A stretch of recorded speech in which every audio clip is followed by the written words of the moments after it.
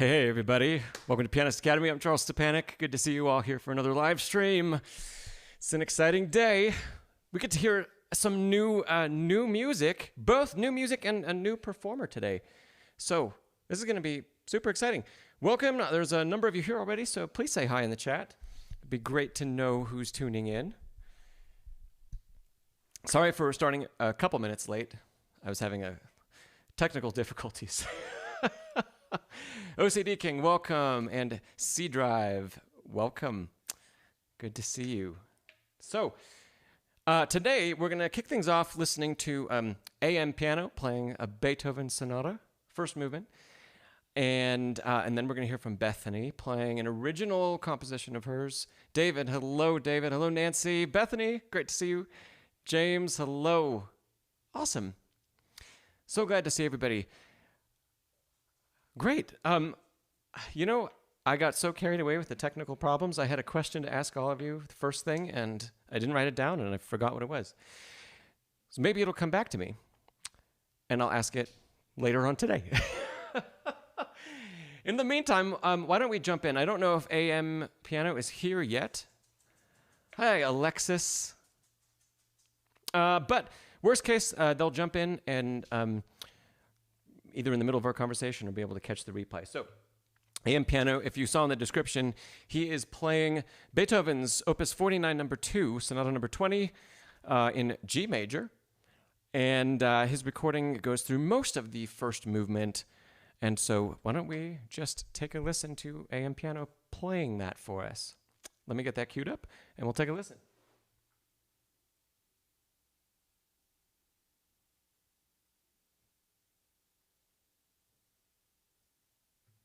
Okay, here we go. I think we're ready.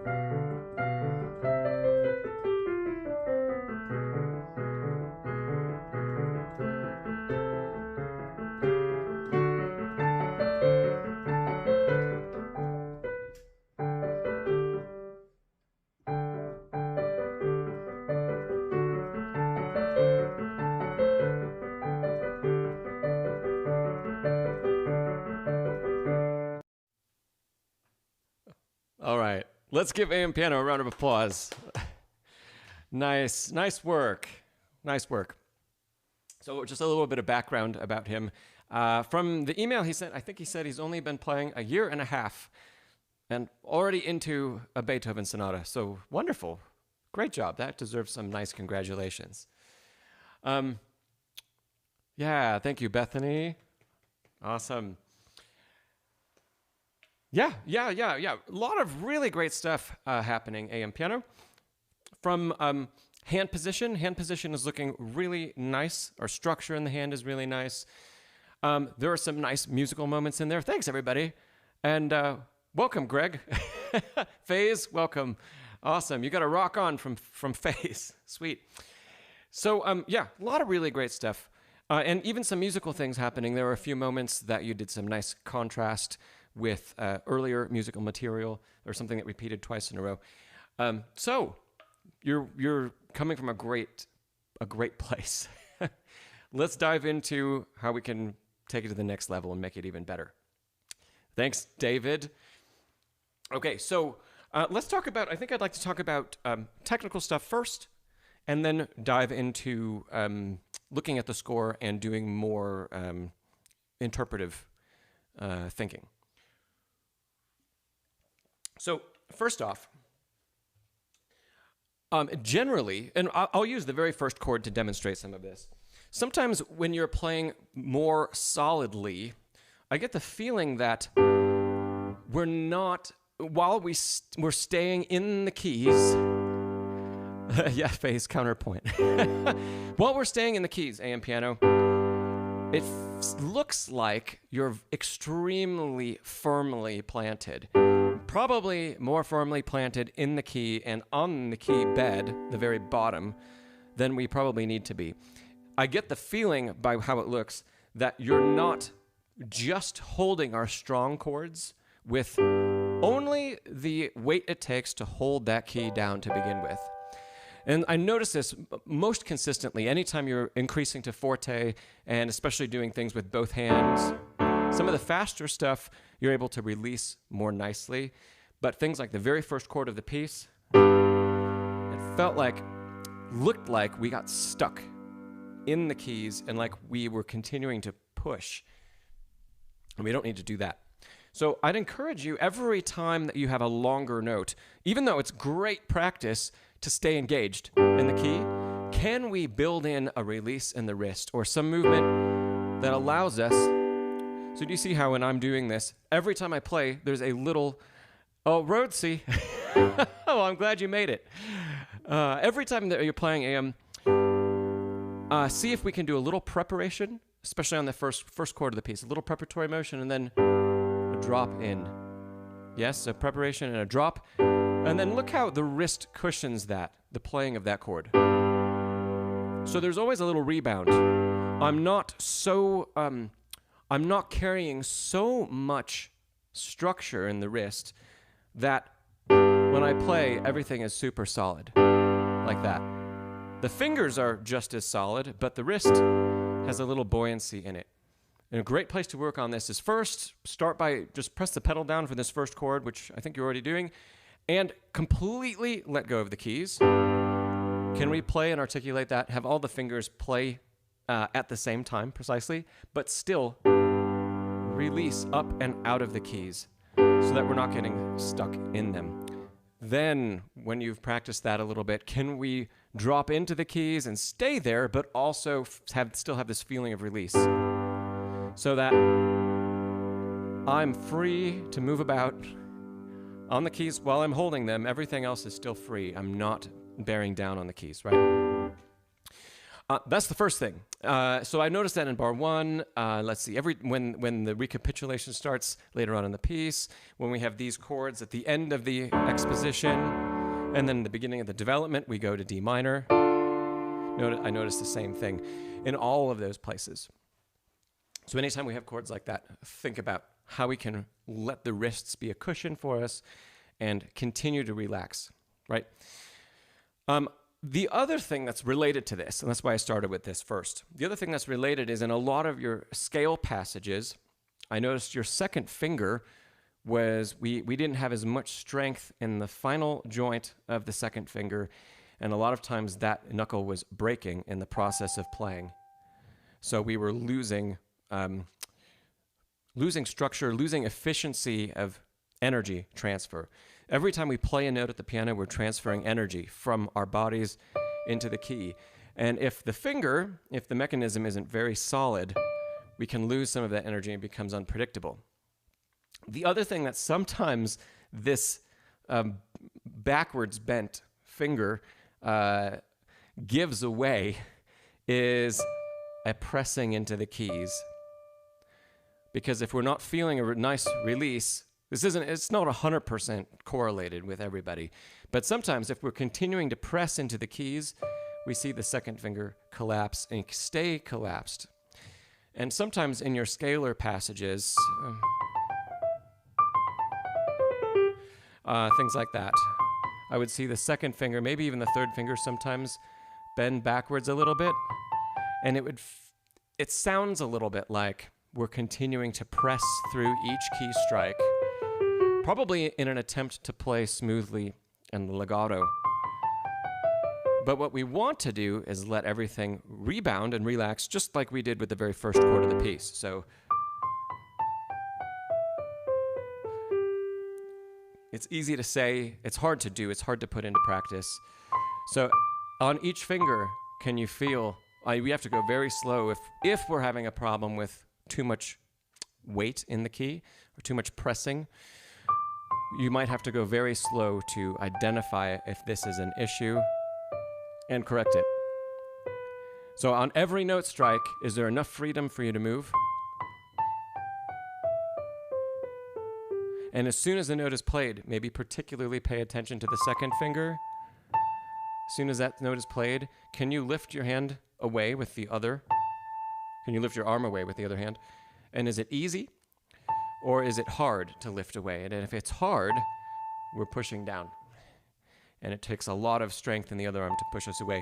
You could, I think you said you have a teacher, and if you see your teacher in person, you could even ask them to do this for you, because then you won't be unknowingly changing how you're playing, and they'll come over and just be able to go boop and, and see, can they lift your arm off the keys? And if we're truly playing with as little press, in fact, I hate that word. But if we don't have any pressing in the keys and we're letting go on every note strike, your teacher should be able to come over, and even if you're in the middle of the scale, just be able to almost throw your arm off the piano, because they are that easy to play. Easy in the sense that we don't have to keep pushing down, and we don't have to work so hard at making that smooth legato line. Once the key is struck, right? Pressing in doesn't do us any more good. The connection doesn't happen because we continue to press. The connection happens because of our timing and the coordination between all the fingers, more than anything else. Rhodesy, let me answer that question. You said you have a question for later. Yes, I think we're gonna definitely have time for Q&A. Yeah, it'll probably be like an hour from now, knowing how things go. Okay, great. I think those were the two technical things that I wanted to talk about. So, recapping those: freedom of motion, especially playing forte with the hands together like on the opening chord. And then in our faster scalar passages, are we truly light enough that everything is flowing freely and we're not pressing in an attempt to make legato happen? Okay. Let me give you one more thing related to that. It's on my list of things to talk about anyway. As you're going through and practicing some of the scalar passages that you have, which you're doing a great job playing, Rhodesy, I'll try to remember.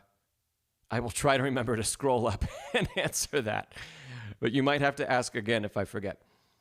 Okay.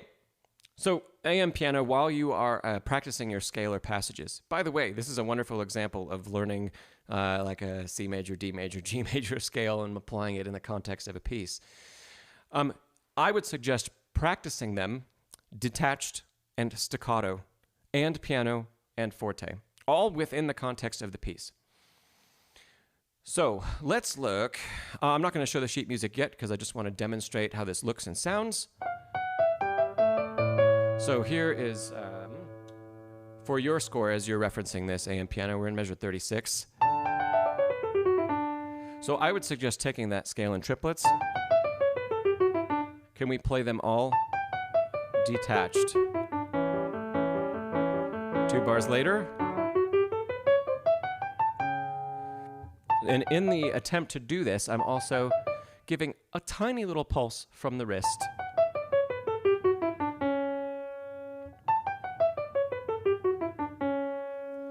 That would be detached. Staccato would be like an exaggeration of that. So an even crisper attack. That incorporates a little bit more activity from the fingers themselves, which will be important.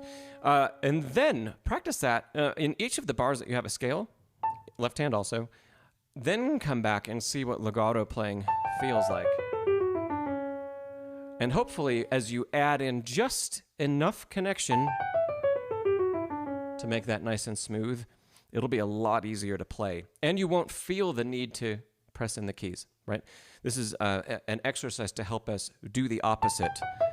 Know that it's okay to release all of those and feel the flexibility in the wrist while you do that. If anybody here or watching later, if you think that adding that extra motion to detach will take too long or too much time, listen how fast it actually is possible to play this. All detached with a wrist bounce. So I'm not saying AM piano for you to practice that at that speed, but that speed is not necessarily equated to only playing legato and smoothly. We can still build a lot of speed with other types of articulation, right? Okay. Let's get into some of the, some more details, musical details.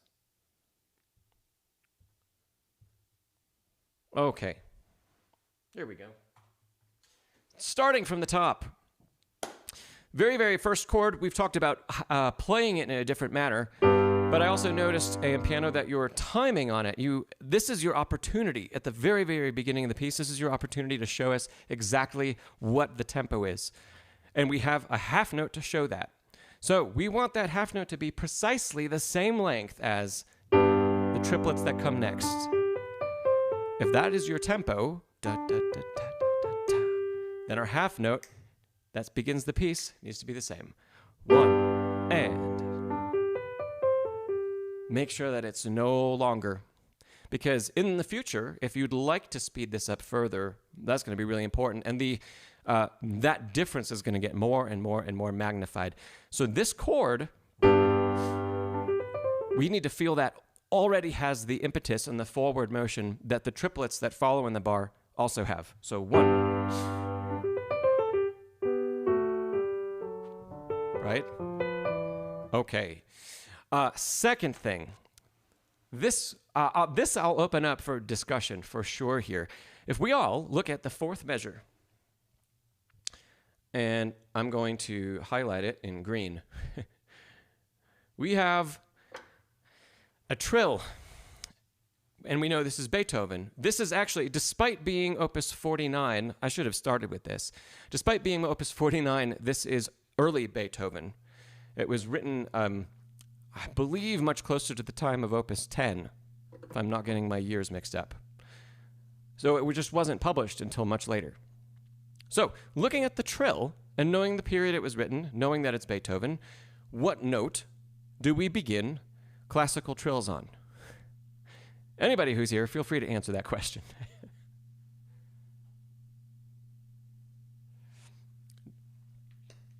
Basically, your two options are on the printed note or on the note above the printed note.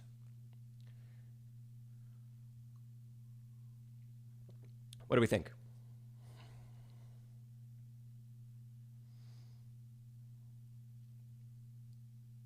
I wish when I ask questions, for those of you that have, Apple phones, I don't know if Android does this, but when you get a text message, you can see if somebody's responding because the three dots pop up. I really wish I could see that in the chat. I should ask YouTube if they can do that. Faze, you say the principal note. Great guess.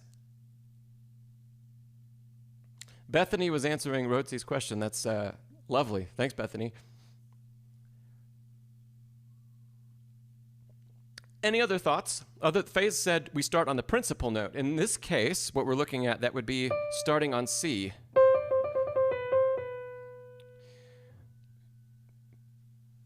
The other option would be starting on D.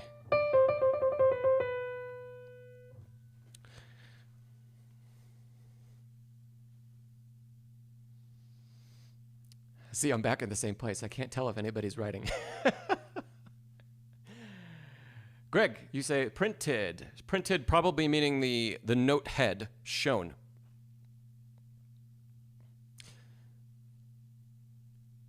Bethany says, does it depend on time period? It does. It changes. So, yeah, and that's part of the reason I'm asking the question to everybody is because in different time periods, trills begin, in certain periods, they begin on the note written, and in other periods, they begin on the note above, which would be the note that we would typically think of trilling to, the note that's not printed. And it's further complicated by the voice leading in this particular piece. Alexa says Mozart. Mozart like printed. Who's in search of Mozart? I think my Alexa just started playing something. Is it Mozart-like? Yes, it would be Mozart-like. And what period does Mozart belong to?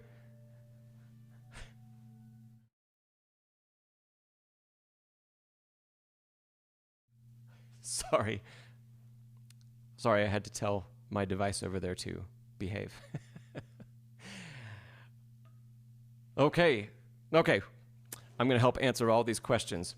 Great, thanks to everybody for contributing to that. So, in classical period, yes, which Beethoven, especially early Beethoven, and Mozart and Haydn would all be a part of, the typical playing of trills would be actually from the upper note.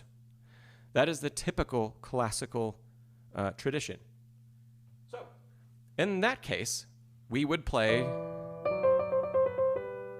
starting on the D, the note above the printed pitch. But in this piece, we have something interesting because the voice leading goes. And if we actually play, it sounds like the melody is instead of. There's another very famous piece where the same type of voice leading happens. So I'll give you another example of this. Yeah, you all know this. Mozart.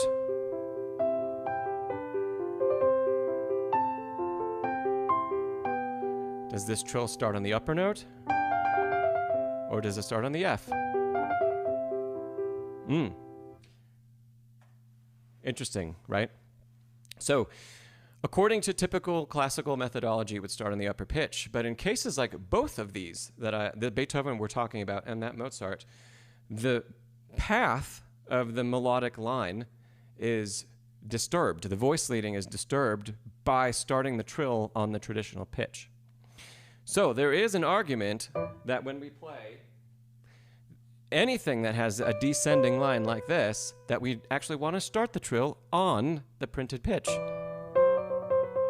because it shows the line instead of making it ambiguous like that. Interesting. So I bring that up because AM Piano was playing the trill according to traditional classical interpretation, starting on the upper pitch. And in fact, you'll hear about 50% of recordings by professional pianists start on the upper note. You'll hear the other 50% start on the printed note. Personally, I think starting on the printed note in this case is actually easier to execute.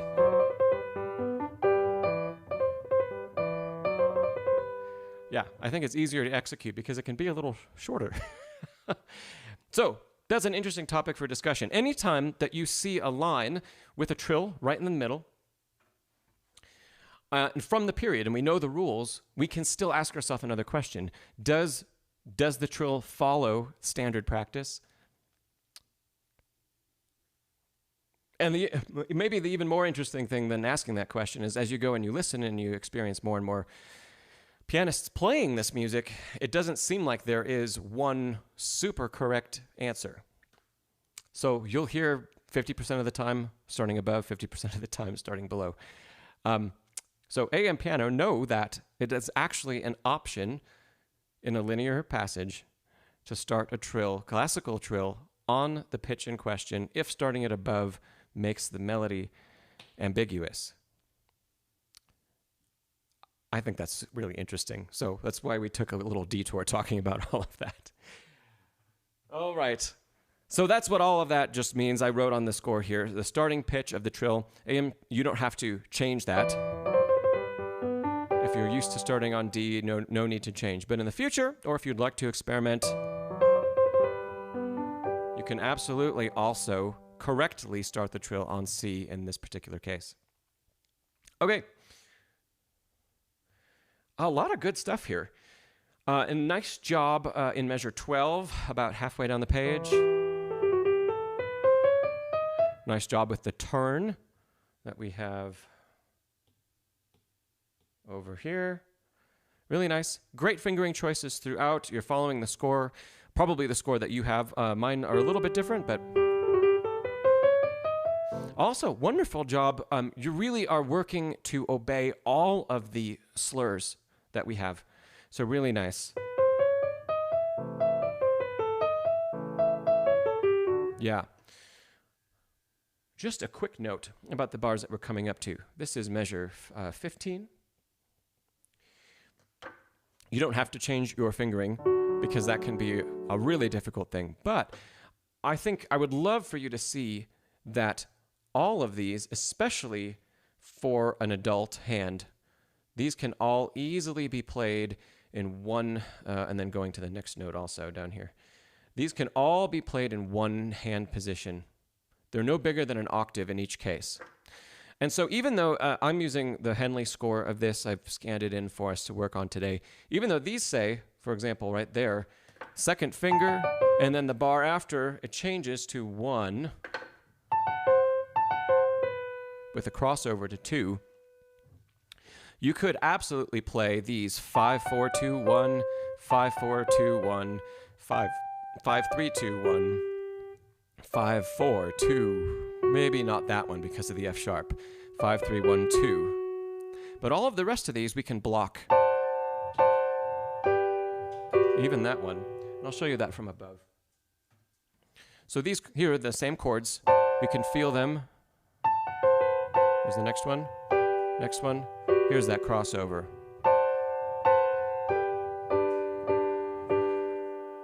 Why is sometimes that fingering given? Both the fingering that you're using and the fingering in the Henley. A lot of times, this piece will be, well, just like in your experience, AM piano, this is usually one of the first Beethoven sonatas, full sonatas that you'll play. And for many students, including some of Beethoven's himself, there's a strong argument that Beethoven wrote this piece for his students. And that's part of the reason it didn't get published for so many years after when he actually wrote it, that it was just in his private collection. And many times, students are going to have smaller hands than we have when we're adults. Well, and especially if, for example, our additions are, the fingering suggestions are for smaller hands. We don't have to play across here and here, and here, and here. We don't have to cross over each time because we can easily reach everything in one position. Right? In fact, the more speed you would build, the more, as if I was your teacher, the more I would insist on not doing a cross, because crosses will slow us down. Okay. Great. That was a little side note. Let's go back to the score.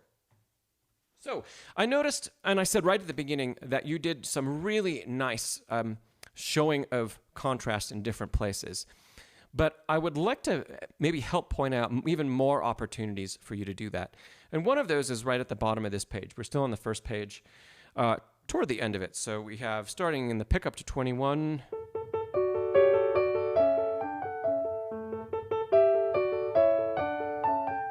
Even that's kind of a sequence up, almost a repeat. But then we do get a literal repeat at the end of the line.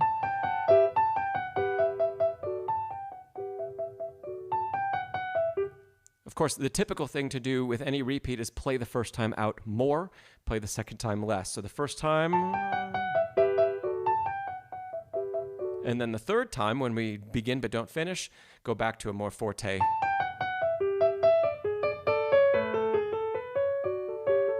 Right? But that's not the only answer. Let's try it again.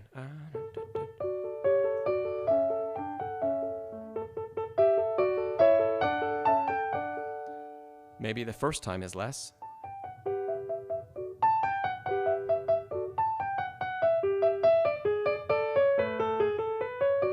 Interesting, right? So those are opportunities every time for everybody too. Every time that you see material that repeats exactly the same, we have at least two choices of how to play that.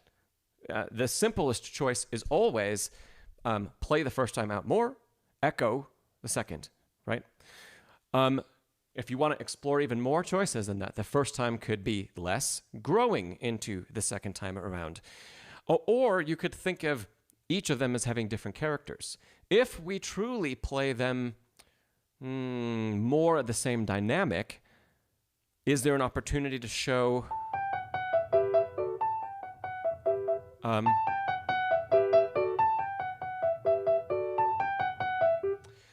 for example, that time I made the staccatos the first time more crisp and more articulate, and the second time slightly less so. But in each time, we're looking for a way to create variation, right? And the options, there are so many different options. Some of them context dependent, but so many different options. At least start with the idea of the second time, the repeat being an echo, right? If we go back earlier on the page, just right above this, pick up into 21 again. This isn't a literal repeat, but we have it's almost an exact same idea. So a skip, and then stepwise motion down, and then up with a skip, and then down. We have an exact repeat, just sequenced up a whole step. So those can also be given two different interpretations. Is the first one softer, and the second one, because of the change in harmony, that feels more like an arrival, doesn't it? So maybe that leads us to playing the first time less, second time more. And then, now we're leading into probably a more pronounced next phrase with an echo. And then bigger again.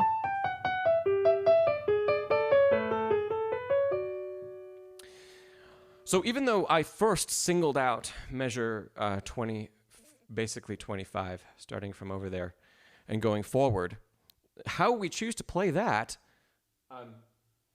is really affected by the context, is really affected by all of the choices that we make previously.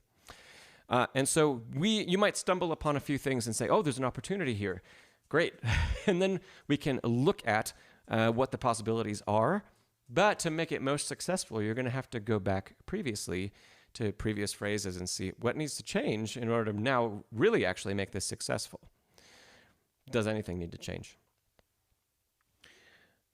Right? Alexis, you say that you do that with Hannon. Forgetting the velocity. Yes. Good. Good, good, good. Oh, one other comment I had about this same spot. Okay. So we have AM piano. We have these staccatos here. You have a tendency to link the last D with the next phrase. And if you can, remember that that is staccato and part of the previous phrase. It's not, that isn't the phrase.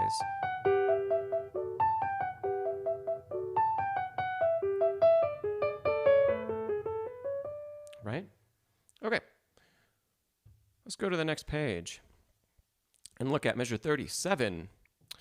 I wrote direction here, and I wrote some forward arrows. And that's because in each of these three bars, 37, 39, and 41, they all come after a scale. So here's 36. We have a great opportunity. There has been so much built by the motion of the previous measure, 36, that we want to continue feeling that the music, when the notes almost stagnate, right? We get, and it resolves, and we have a new scale. But despite the pitch remaining the same, and despite the rhythm being predictable, we don't want our interpretation to also be that. So, how can we add more movement just to that bar? We can feel a little bit of rubato that leans forward,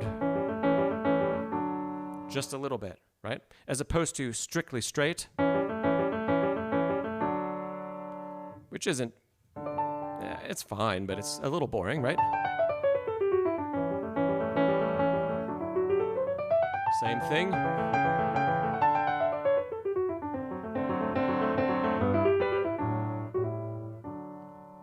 Okay, so each of those bars is an opportunity, again, to have that forward direction. I'm also creating some direction with a little bit of a crescendo through those bars as well.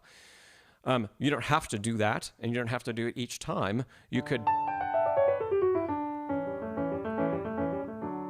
absolutely, you could even have it decrescendo.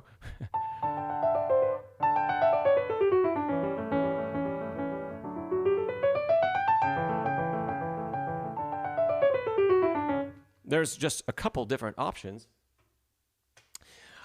but they still work. And they work because we're continuing to create shape when the notes themselves stagnate, right?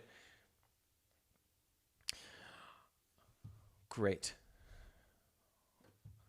I think I have two more things to mention, and then we're going to jump over to our next segment. Hello, Antonio. All right, so now we're looking at the bottom. This is bottom of this page. I think this is the second page, beginning of the development. The development starts in 53 on the bottom left.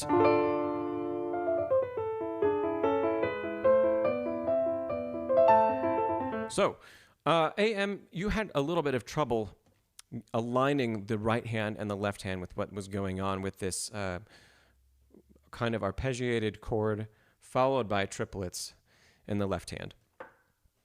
The most important thing, and I think this will probably be the only thing you need to hear to have this, to help this out, is that the right hand A aligns perfectly with the A in the left. So this note and that note align.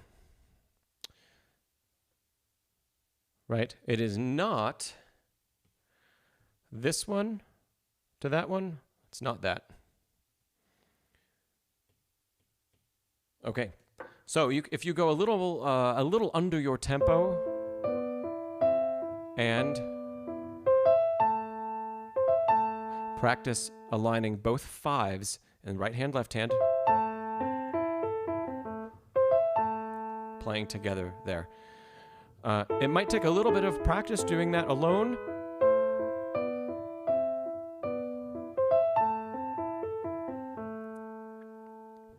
To get that lined up. You could also, I think this will work. You could start with, or at least try out, playing all of those notes in the right hand, the 3, as a chord. So,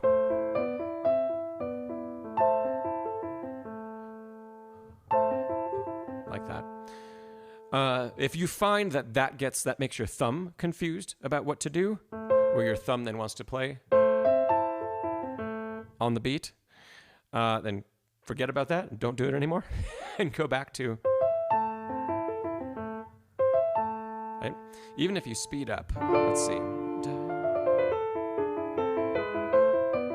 Put a little pause here. Or make sure that we keep the right hand going and line up the left hand first note with that upper A. But then don't go any further. And that'll help prevent your left hand from trying to follow what the right hand is doing. So,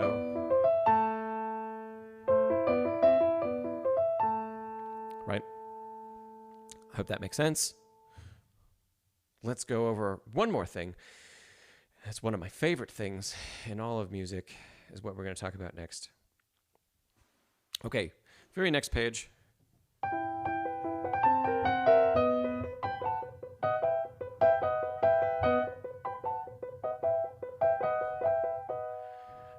I love lines in Beethoven that are like this. It reminds me a little bit of the beginning, middle of the first movement of the Appassionata, actually, where we have repeated single pitches with other things in the right hand going on. In fact, at the Appassionata, I think it might even be the repeated note may be traded between the hands. But, so first, the technical thing about it, you're using right now AM piano, using all thumb, which at your current tempo is just fine. You might consider, if you desire to speed this up at all, using an alternating fingering. So just what is written here, 1, 2, 1, 2, 1, 2, is great. And that'll be a wonderful thing for you to also learn for music in the future. It's not necessary when we're playing more slowly. Absolutely not. But the other thing that it might actually help you with, no, not the pathétique, Alexis. No, not that one. Is that if you do AM piano, if you do alternate fingers, you're going to allow your, I'll show you this way, you're going to allow your fifth finger to leave that lower note. So the hand is really relaxed, and we have a lot of control over the repetition here. Right now, you have 2 full bars that you're playing almost primarily all the upper note, but I see your 5th finger still hover over the low one, right? That hand position makes it really difficult to play the thumb consistently and accurately. The easiest way to remember to move the hand is simply make your 2nd finger join the party. And then immediately you can't have 5 stretched out and play 2, right? Or if you really want to stick with the fingering you have and play thumb, you're going to have to remember to let 5 relax and pull it in. I would even, in this case, I would add playing it with 1 and 2 in kind of a shape like this. You can put both fingers together and have a lot of structure and stability playing a repeated note like this. Right? So, lovely. That was some technical stuff. And Faze said pedal point and thirds is straight metal harmony. That is true. That is true. So, one of the things that you did really, really nicely here, and I wrote it down. This is one of the spots you made a great contrast. The first time you played forte, and then piano. And that was really lovely. So nice job with that. I do think there are even more opportunities to think musically in this passage. And for me, it sticks out as maybe one of the most obviously orchestrated passages of everything that we heard so far. Something that orchestrated, meaning like Beethoven was hearing other instruments when he wrote this for piano. And I say that because the previous measure, 58, the previous measure sounds very much like a keyboard sonata. It sounds like Mozart. But then, this is almost like, these could be strings. And then the upper voices could be winds, like flutes and clarinets. Da-da, da-da, da-da.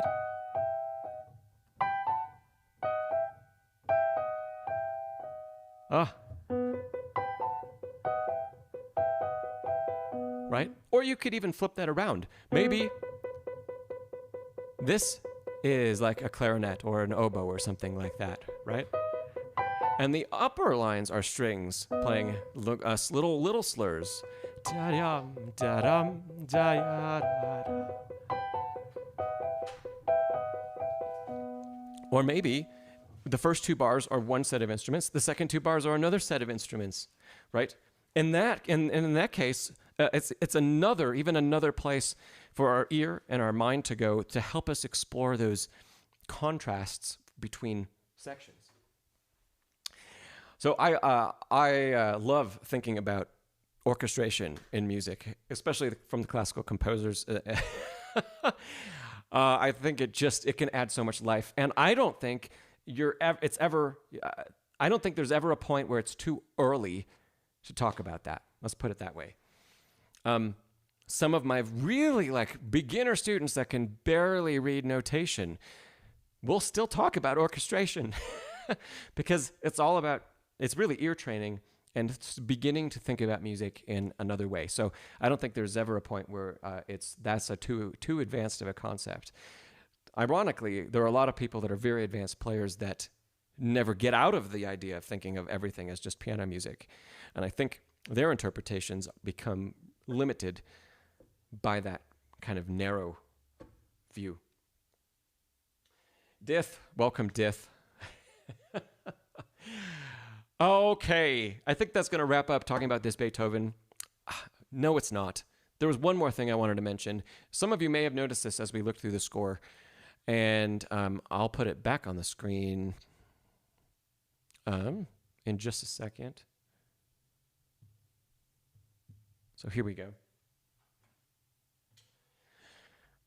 There are how many dynamic marks on these pages? And how many slurs are there? There are some slurs. How many dynamics? Here's the next two pages. There are no markings, which is really interesting, especially in the age we live in. I like to call it the urtext age, where there's this extreme push to obey the score and only the score, and anything that's not in the score is not okay.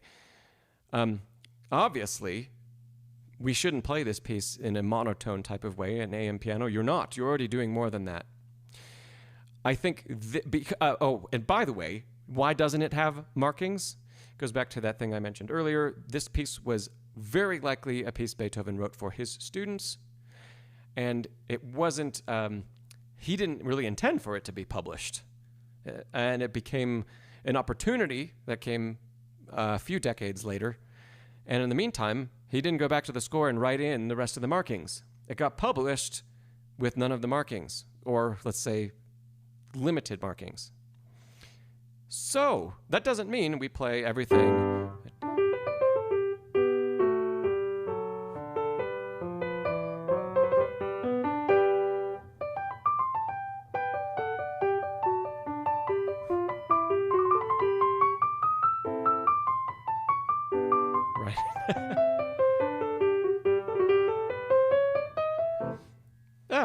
That's pretty boring.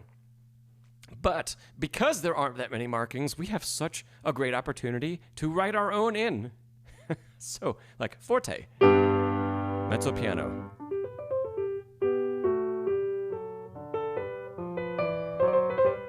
little crescendo, forte.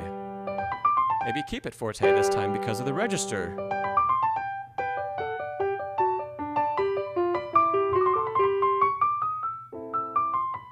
I decrescendoed.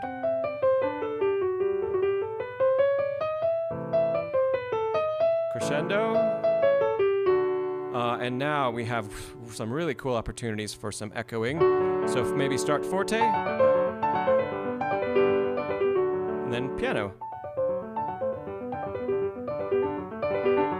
A little crescendo to the cadence. And then drop dynamic.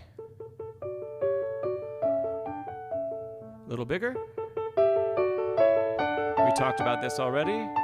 Forte, piano, forte, mezzo forte, still mezzo forte, forte, piano. More forte again.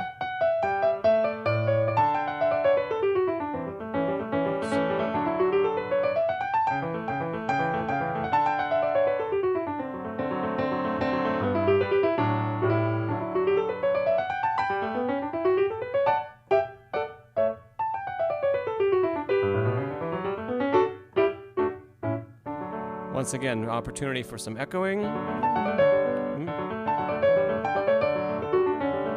Let me play it again. So stronger, softer, growing.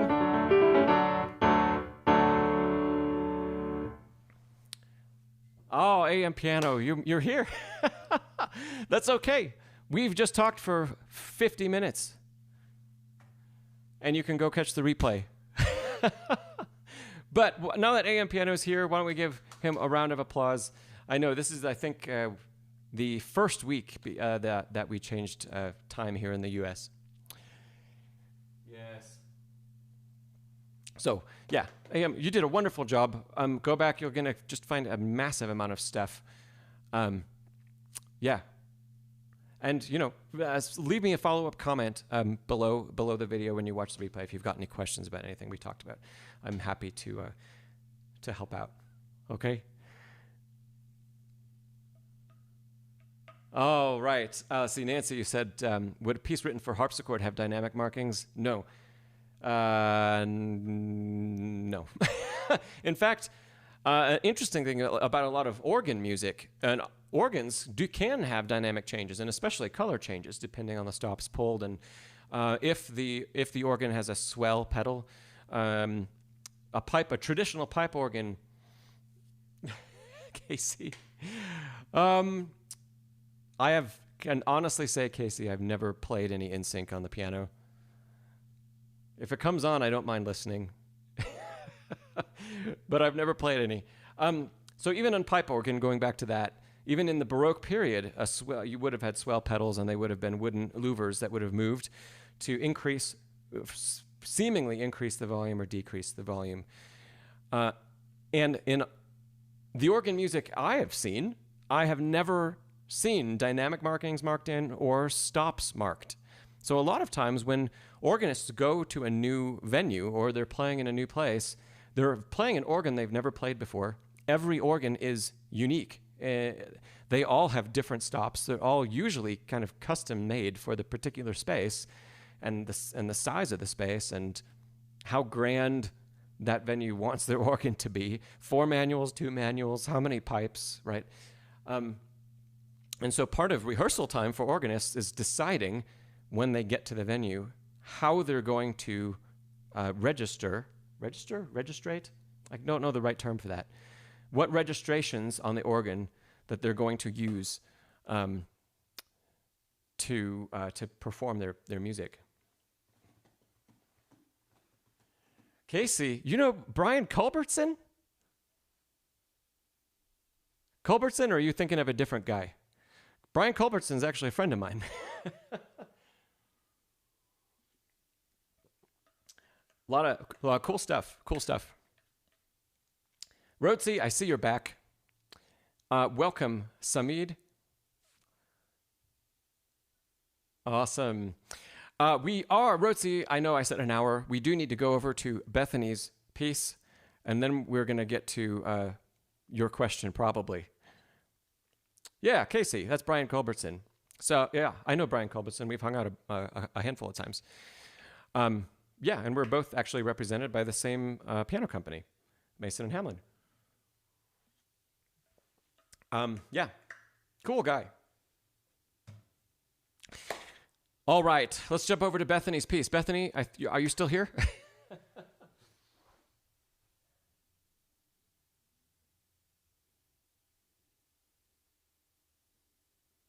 Bethany wrote,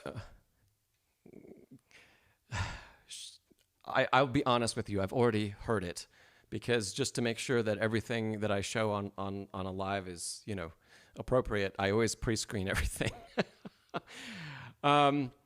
And oh my gosh, you're all in for a treat.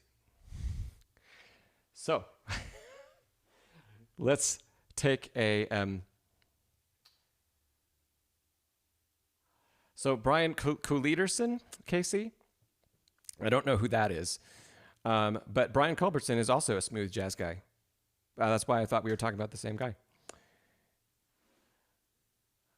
Okay, Bethany wrote a barcarolle, her third barcarolle, and Bethany, think about this question while we listen to you play. Maybe even if you could type it out. I'm going to ask you a little bit about the tonality that you've composed in and how you would define that. So let's take a listen.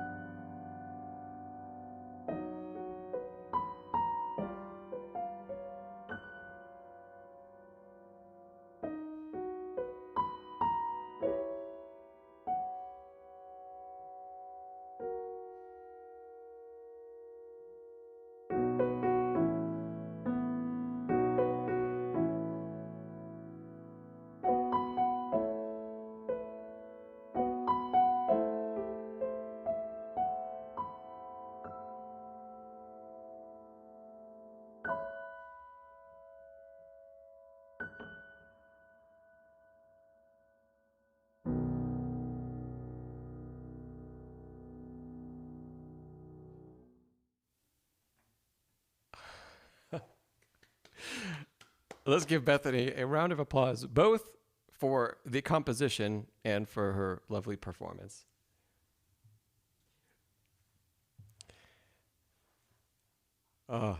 Yes. Antonio said kudos. I would agree. Okay, Bethany. How would you define the how would you define the tonality of this piece? And I think this is let me be just totally honest right up front. I don't have a whole lot to say about the composition. I don't think I have anything to say about the composition except one personal preference. But it's purely a preference. I don't think there's anything that needs to be changed if you don't desire it.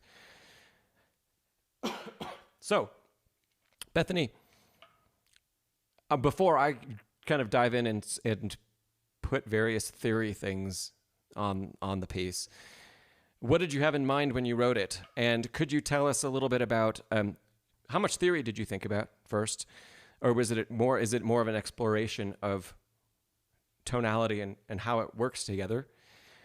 And then, do you have images in mind? Like, what kind of story is the piece telling, and what is, obviously the title gives us a specific image, but can you elaborate on how you feel this particular barcarolle?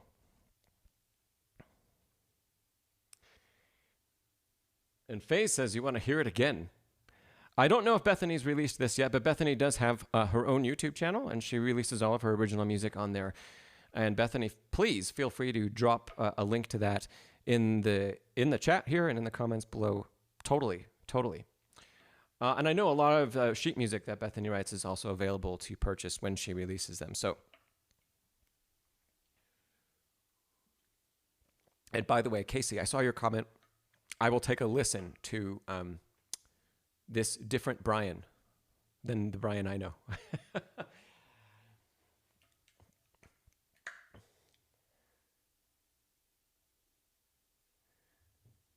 Phase, you said, what is the form? I don't know what you mean. It took a little second to think about that. I don't know what you mean, Phase. Sorry. Oh, barcarolle? Is that what you're talking about? The barcarolle is the title of this piece. Ah, barcarolle. Yes, Antonio's got it. Barcarolle is it's a boat song. At least that's how I think of barcarolles. And so we feel the waves and the water undulating around us.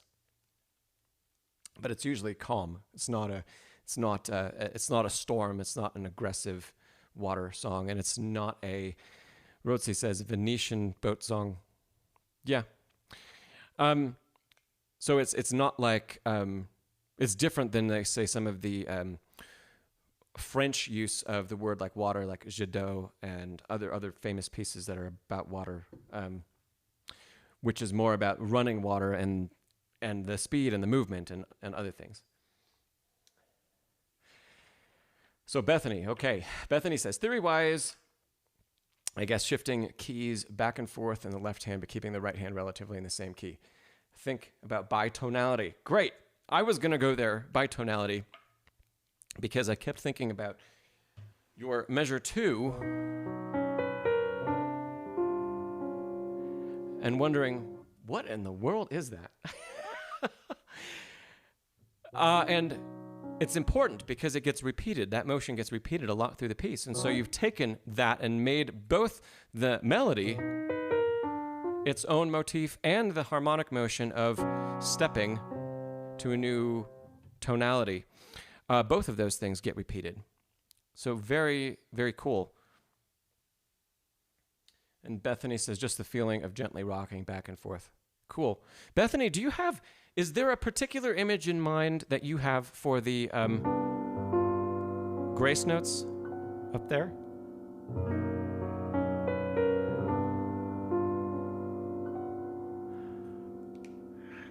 I'm just curious.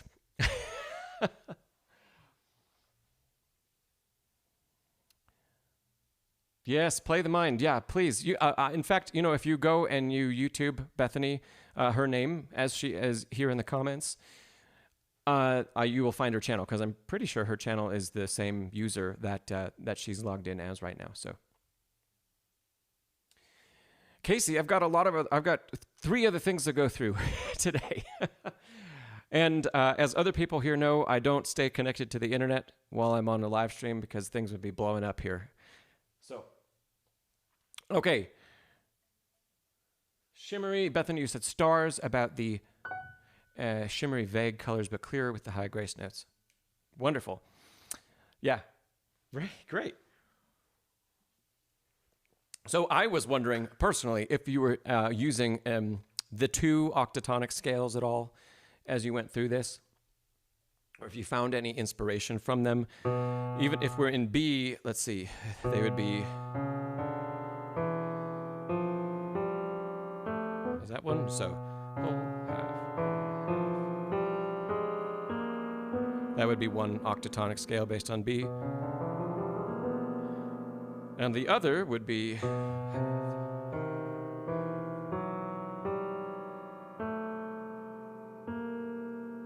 that. Was that a part of your thinking at all? Just curious. Okay, Bethany, I'll give you some of my comments on this. First, about the composition itself. So lovely. You tied everything together really nicely. There's a wonderful sense of both continuity and shape, overall shape throughout the composition. From the beginning to the end, we get 2 really nice points of climax. Almost 3 even. Yeah. And I have another question for you about where you chose to notate your key signatures, and is it okay if I show your sheet music on the stream? I just want to do that before I actually put it up. Bethany, you say thinking more in color, like purple, green, and blue. Oh, interesting stuff, Bethany. I love that we're having this conversation, because, and thanks, you said yes, because it's very interesting, and I think a lot of people here in the chat, you and I are definitely composers. I don't know how many other people that are here are composers, and I think it's interesting in that a lot of times, and I made a couple of videos about this recently, and I know, Bethany, that you saw them, but how we interpret music can be so influenced by writing music ourselves. And I think it's ironic that those videos are probably some of the worst performing videos on the channel ever, but they're probably some of the videos that can unlock the most in piano playing for everybody. It's interesting.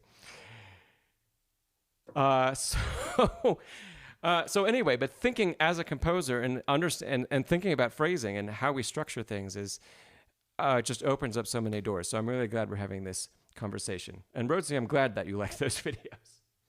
So, okay, I'm going to show Bethany's sheet music. I'll play through a little bit of it, and we'll talk about some of that stuff. Okay. So, here we are. Let's zoom in a little bit. Oh, not that. And here we go. Okay, so the first key signature that I was asking Bethany about is on the next page. Right now, everything is written kind of in the tonality or the tonal center of B major. And we definitely keep returning there. Right? Now we are departing. Whoops.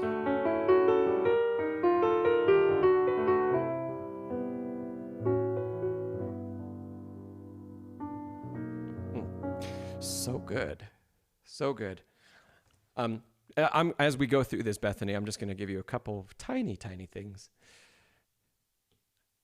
These grace notes, just from a notational perspective, those need a slur to attach them. That's just common practice. And you did that in some other places, so maybe it was just a thing that got missed. We just need to make sure grace notes always are slurred to their primary pitch. At least in modern notational practices, they are. So let's keep going down. Here is with more movement.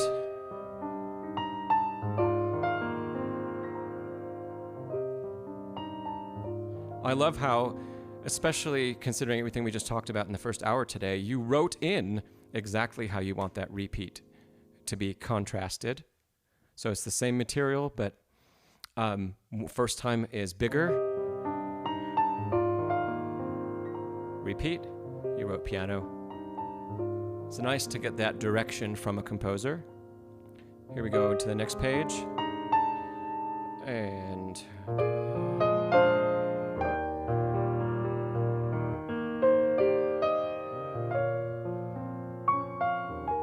that's such a nice transition. Yeah. So, what's coming up at the bottom of this page? We're still, the way you've written this, Bethany, we're still in B major. But we haven't actually been in B major for quite a while. And then at the bottom of the page, we do have this wonderful cadence, 5/1 cadence, into A flat and 35. And then you repeat our interesting half-step raise in tonality. Great. So, okay, our question that we were going to discuss a little bit is where should the key signature actually change? And I have a secondary question to that is, do we actually go from B major into A flat, or do we go somewhere else first? So, when we leave B major, this is back on the previous page. Here is measure 13, measure 14.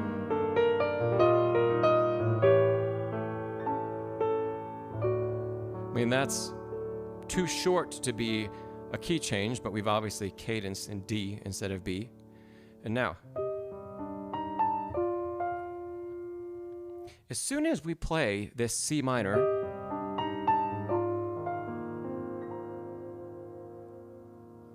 yeah, I'm wondering, on that measure, the 5/8 with more movement, should a key change be there? Because now, consistently throughout the rest of this, you've written a lot of extra accidentals for us to sight read. And so just purely from a reading perspective, are things settled enough in... and also, which... You're the composer, so you can tell us which tonality, C minor, or this A9, so C minor 9, or A minor, or A, sorry, A with many extensions. Which tonality is the resting point? Or is there one? Or, like you said, is this purely supposed to be going back and forth between two, and neither of them are truly at rest? Sorry. 1, 2, 3.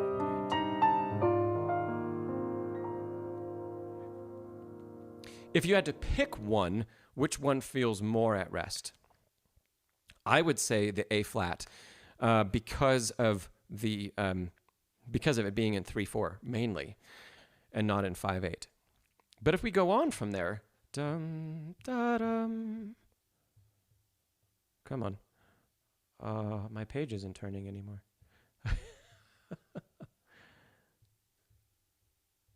Well, that's interesting. Let's try this again. There we go. Next page.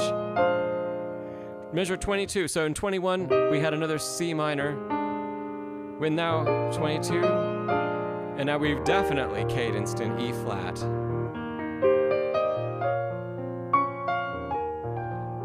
And we continue to cadence in E flat. So, sorry for the wrong note.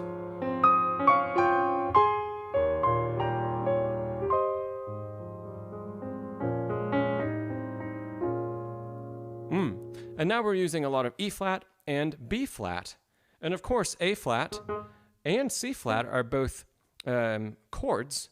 Sorry, A flat major, and C minor are both chords that we'd find in E flat major. So is B flat would be the major, which we do get, but we also get minor.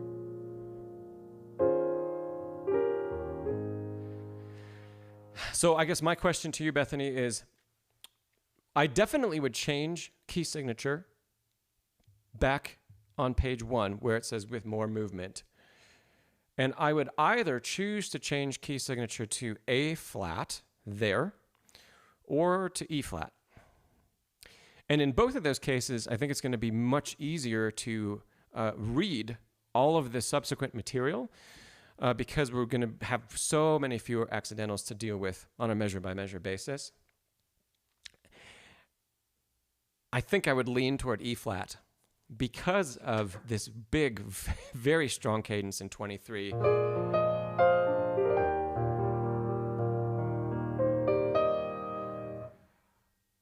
And then I do agree where you've placed the current key change.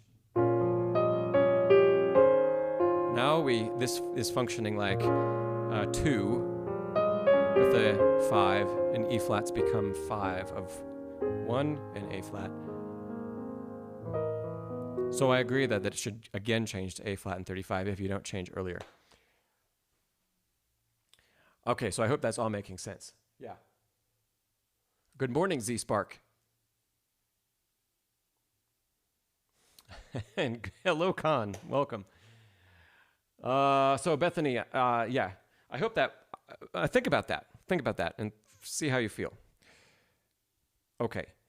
My favorite part of this whole composition happens on this page, I think. And it's right in the middle of the page before we get into A flat. So if I start back up at 27,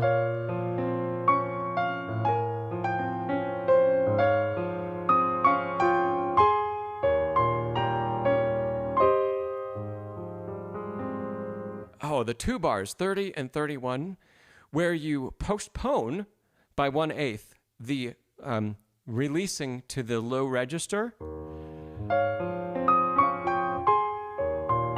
That is so nice. It's so nice when it happens in 30 and then mirrored in 31. And then we go back to something that's a little more predictable.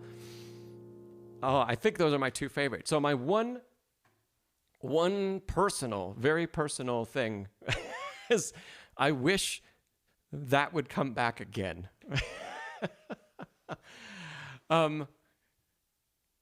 You do such a great job of leading us away from this very grounded E flat.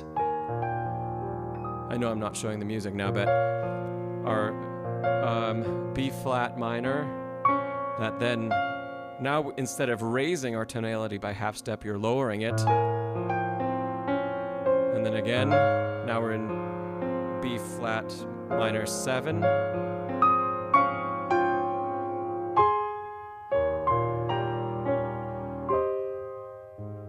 Just the dissonance and the tension that's built through the changes in harmony right there. And then when we expect to feel resolution, you don't give us the bass note. And that makes it even more satisfying.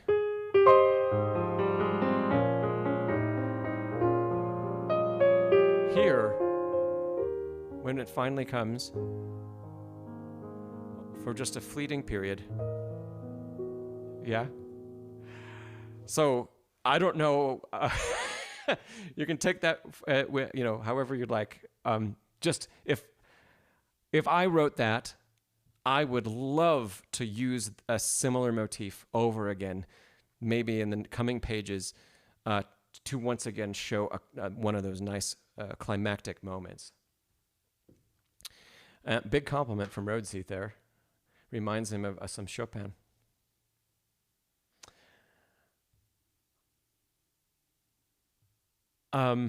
Gosh. Yeah. So lovely. Okay. That really wraps up my thoughts about the composition itself. really nicely structured, and I think we get lots of really, really wonderful moments. And you've done a lovely job of keeping us suspended. So the emotional feel stays suspended through a great deal of the piece until the very end. It's almost like the boat is coming to dock. But is it?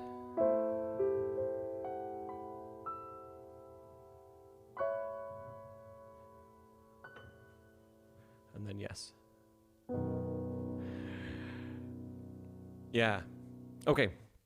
One thing for you, Bethany, about performing it, and I feel weird even saying this because as a composer, I usually wouldn't want anybody to tell me how to perform my own work.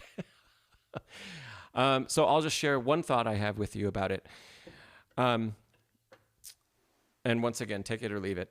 I think because it's a barcarolle and because of you've built in some of the movement for us by changing our time from 5/8 to 3/4 and back and forth and keeping that unpredictable. It's not an every bar change. It comes and goes, right?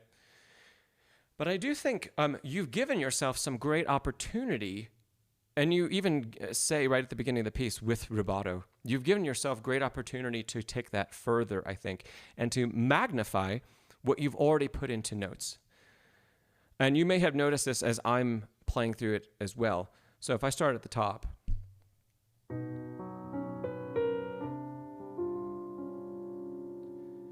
exaggerating the little bit of movement in 5, because that's not as grounded feeling, and then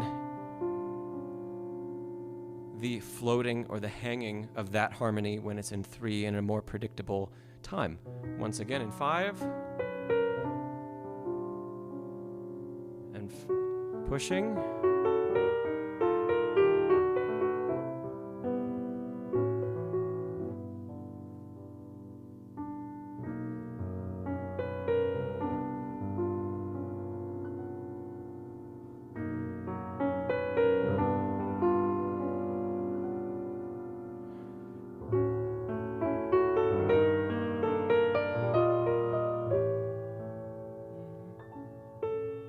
Not that much time there. I was sight reading because we do want to feel the cadence, right? And then you've given yourself even more permission in 17.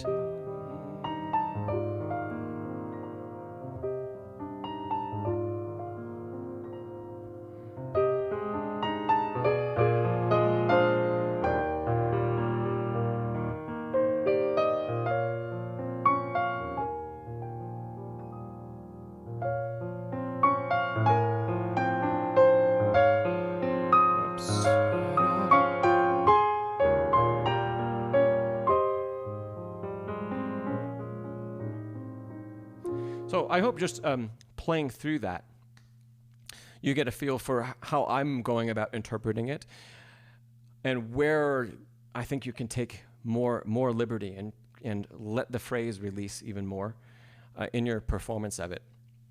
It seems to me that that's where the notes want to go. So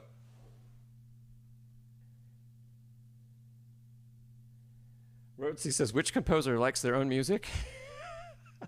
I bet Bethany likes her own music. I like my own music.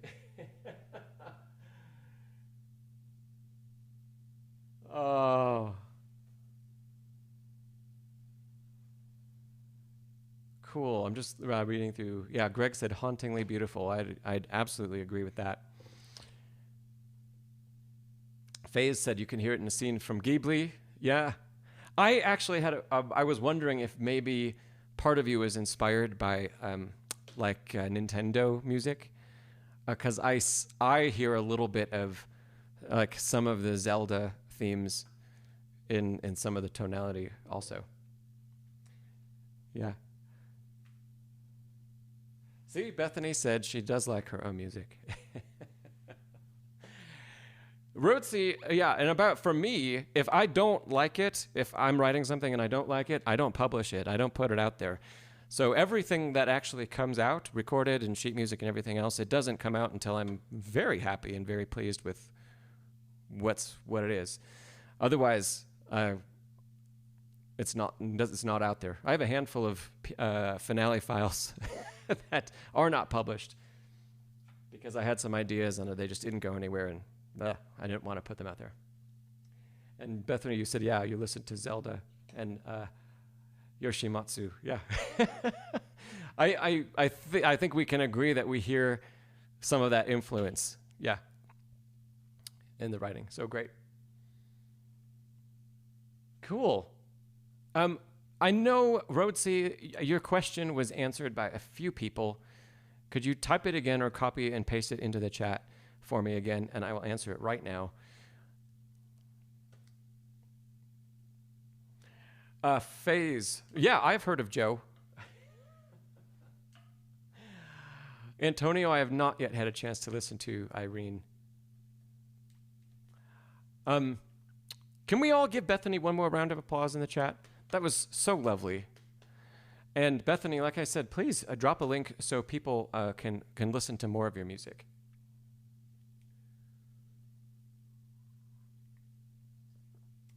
Oh. Yeah, really nice. And if you, Bethany, if you finish the piece and you make any revisions, I will happily buy a copy. Very happily. All right. So, okay, Rhodesy, thank you. Thank you for the question. So you said, how do I write down what I play? Because sometimes you make really good stuff and then it just goes away. Oh, Bethany. Well, how about this? I will add a link. If your comment gets deleted again, Bethany, I will add a link to your channel. I just can't do it right now, but I will add a link when we're all finished up here. So, Rhodesy, you're probably already using the best free app there is in MuseScore. And there really aren't any great tools to capture what we play and put it in notation, at least not notation that is readable at all. So there are programs, MuseScore, for sure the paid version of MuseScore will do this. And as well as I'm really familiar with Finale because that's what I use all the time. There are options to play in and have it automatically transcribe what you play, and it always gets it completely wrong. It would take more time to fix all of the mistakes that it makes than to just write it out in the first place.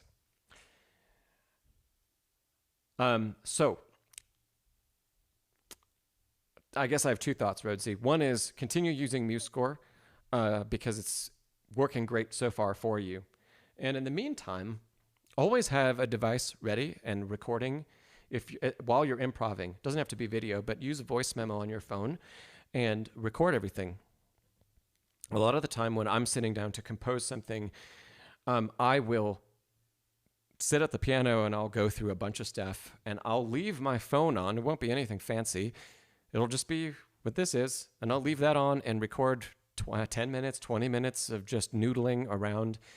And sometimes within that, there'll be an idea that like, I really want to go back and revisit that. So sometimes I'll say, I might glance up at my phone and look at the time counter and say, oh, I really liked what I just played. And that's at, 8 minutes in. And when I finish and I'm done improvising or whatever, I'll go back and I'll listen to those 8 minutes and I'll refigure out what I just played. And then I'll continue to build a composition from there.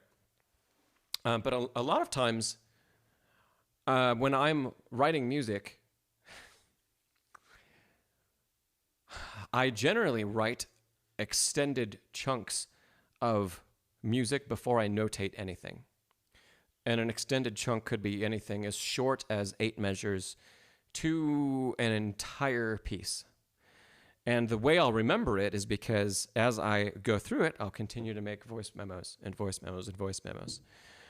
And then at some point in the future, I might say, oh, I want to use this in section A and this in B and blah, blah, blah. And I'll put all of these different ideas together. And then I'll put it into notation. And sometimes when I do that, other things will occur to me, like I might fix some voice leading things, or I might change a harmony here and there. Or if there was something that I'd really like to add something more virtuosic to a passage for an effect, to make it more intense, but it wasn't something I could improv all that well, and in trying to play it the first time around and have it sound right would throw off everything else I was doing, I will go ahead and add those virtuosic passages. I'll use what I already have as kind of a structure, like the bones of it, and I will build it out from there. I do a lot of composition like that, especially if it's original stuff. If I'm doing an arrangement of something, which I also do a lot of, those I'm usually sitting at the notation program while I play, and I'm not writing an entire arrangement beforehand. I'm usually going through maybe 2 to 4 measures at a time, and again, playing it all first, remembering exactly what I played, putting it here. If I'm over at my keyboard doing that, I might have my DAW open, and I'll use that as my voice recorder instead, and I'll record an idea, and then if I need to listen back, if I can't remember exactly what I played, I have a record of it.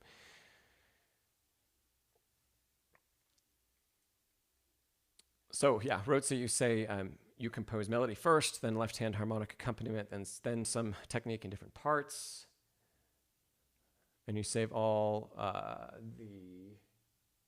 the technique for the ending. You might consider, Rotzi, trying to write melody and accompaniment simultaneously instead of as separate events. I think there's value in doing both. I especially see value in writing the melody first and accompaniment second if you're having trouble structuring. Let's say if you get stuck using the same type of tonality over and over again and you don't like where that is going on today in particular. If you don't like that, then yes, write your melody first and then come back and experiment with how else can I vary things and what other harmony works. And that can free up some space for us to think about that.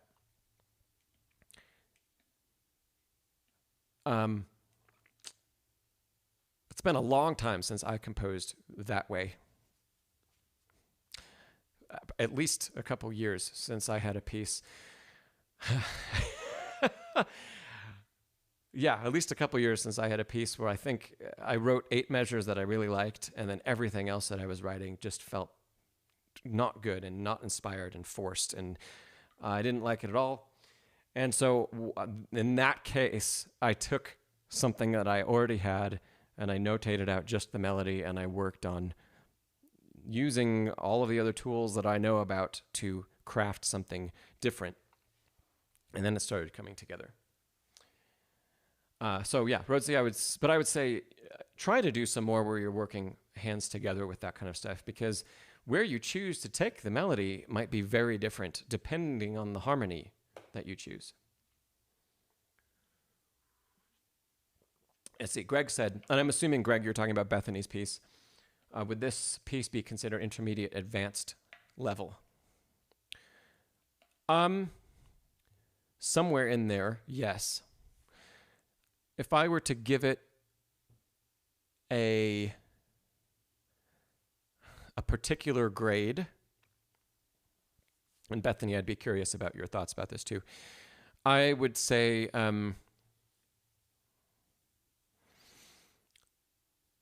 somewhere between RCM level 8 and 10.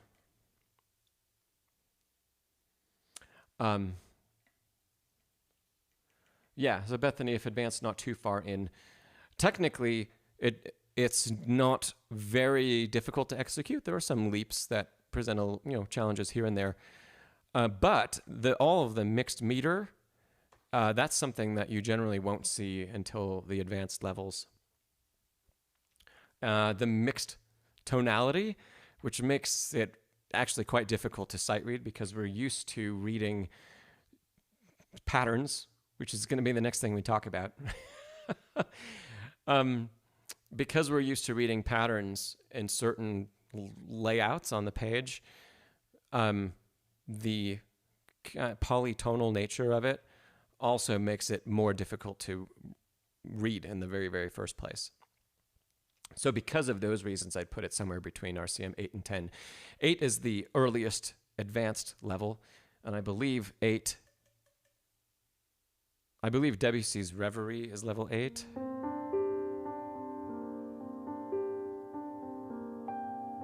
Right?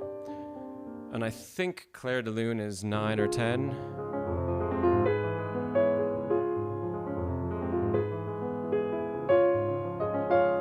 What else is level 8? Oh, actually, the Beethoven sonata that AM Piano played, and AM, thanks for the comment. That Beethoven Opus 49 number 2 that's also RCM level 8. What else is level 8? Some of the Bach inventions, maybe all of the Bach inventions are level 8. So that kind of, I think, helps to put that in context of other pieces. Yeah. Oh, thanks, Seth, for double checking that for me. And Bethany said, I purposely write things you can learn fairly easily. I like to do that too when I can. And David said it would be easier after the key signature changes. It would be a bit easier. A bit easier. Yeah.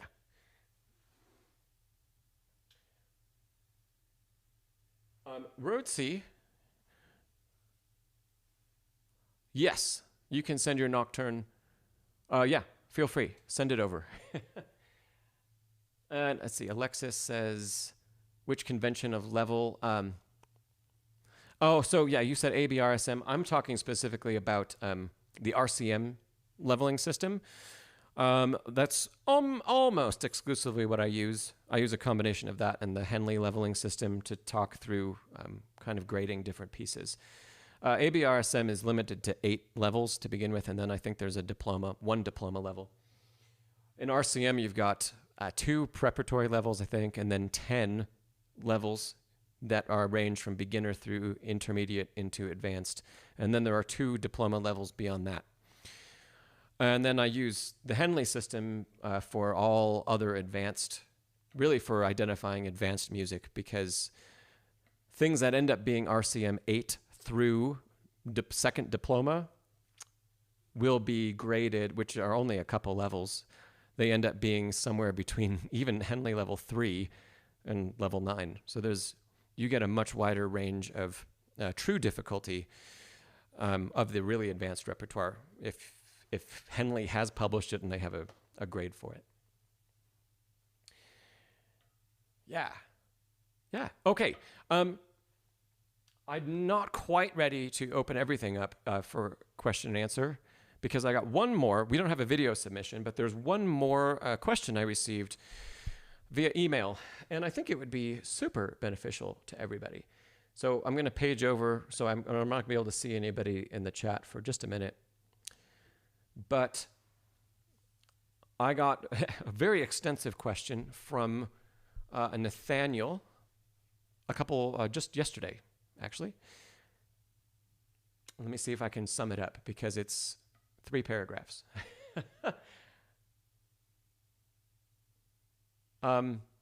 So first part of the question is, sometimes they get a lot of chords in keys with multiple flats and sharps. So keys further around the circle of fifths. And there are a couple examples. So I might pull one of those up real quick. So the basic question is, are there any tips for going about sight reading in those keys that have more sharps and flats? So that's their first question. And then a second sight reading question. We're going to come back to the second sight reading question. Let me answer this other one first. So one of the examples that Nathanael gave, was Burgmüller's Opus 100, number 22, which is another barcarolle.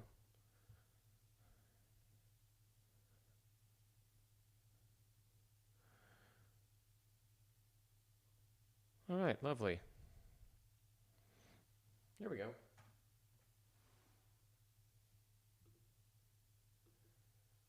So let's see.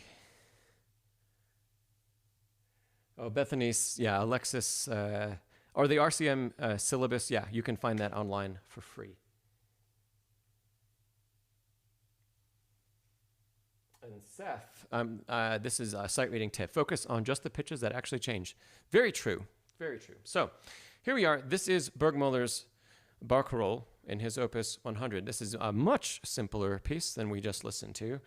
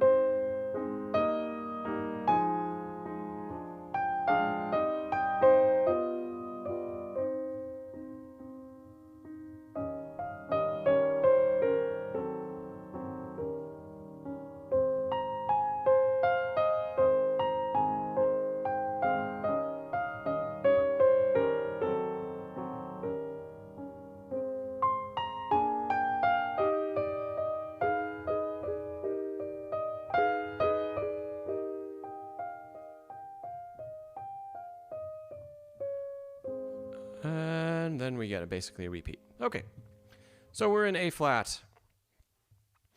It's a key that we also explored in Bethany's. Hey, Nathanael, welcome. We're just going over your questions. Okay, brilliant. So how do we learn how to sight read better in A flat or in those extended keys? Nathanael, I think you already had part of your answer, and that is, first of all, always know your scale, A flat. Know it backwards and forwards, literally, figuratively, right? Know that scale. Also, know your relative minor usually. So not only what is the relative minor key, in this case it's F minor, but do we know that scale as well? That's going to get our hands immediately in a better place to play through everything that we're going to be given in the sheet music. Secondly, know, at least in root position, your cadence pattern, your 1, 4, 5, 7, and 1. So an A flat, D flat, A flat, E flat 7, right? Better than that, can you do the same cadence pattern in all inversions? So if we take A flat to first inversion, D flat, A flat, E flat 7. Second inversion, A flat, D flat, A flat, E flat 7, A flat. And if our hands can get used to playing all of those in the multiple inversions, we're also going to be in a much better place because we're getting used to, for example, playing an A flat chord in second inversion, pure and simple. And we recognize what it is because we have to, when we think about playing cadences, we're thinking about, well, what chord am I playing? Hopefully we are. Hopefully it's not just repeating the pattern because we need to practice it, but we should be thinking A flat, D flat, right? Both in letter names and also 1, 4, 1, 5, 7, 1, right, in each of the inversions.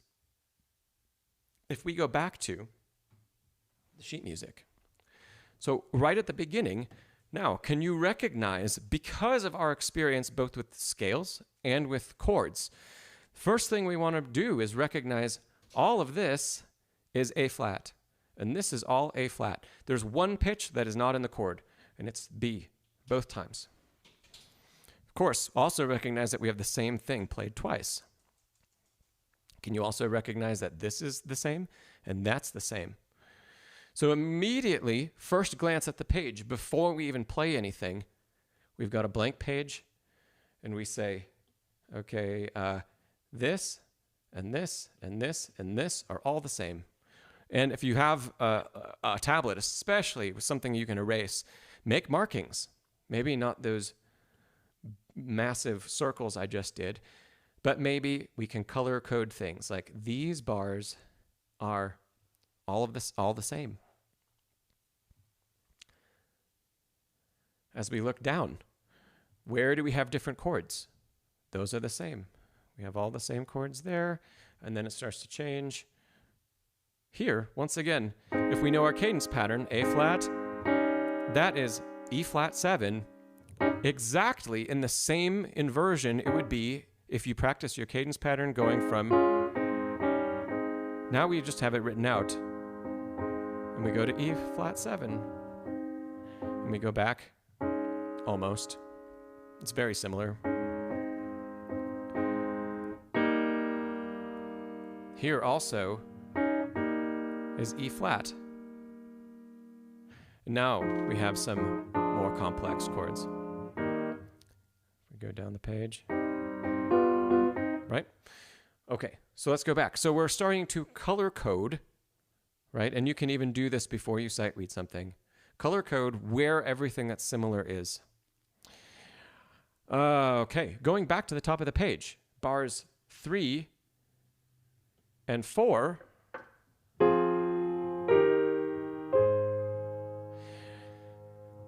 We, in the best world, best case scenario, we want to recognize what the harmony is and what it feels like. That's the best way I can describe this.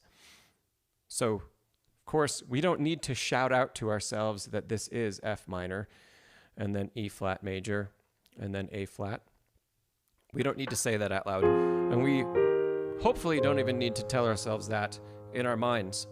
But we want to become so familiar with what, let's put it in blue this time, with what that looks like and feels like.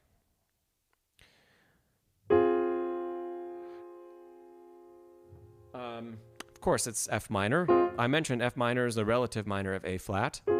So maybe to add to our other technique to practice outside of playing the rep, we also want to play our cadence patterns in the relative minor. So let's see, 1, 4, 1, 1, 4, 1. So there it is in F minor. 1, F minor, 4, B flat minor, 1, 5 is C7. So do we know those as well? Can you even go back, can you notate them yourself? Do you have staff paper? Can you, from memory, can you write down what they are? That would be another great thing to test yourself.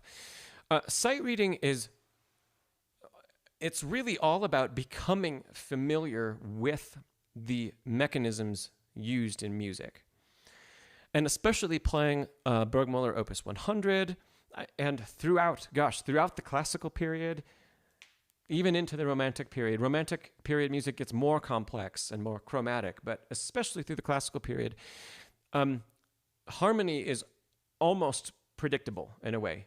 We get a lot of the same chords that are used over and over and over again.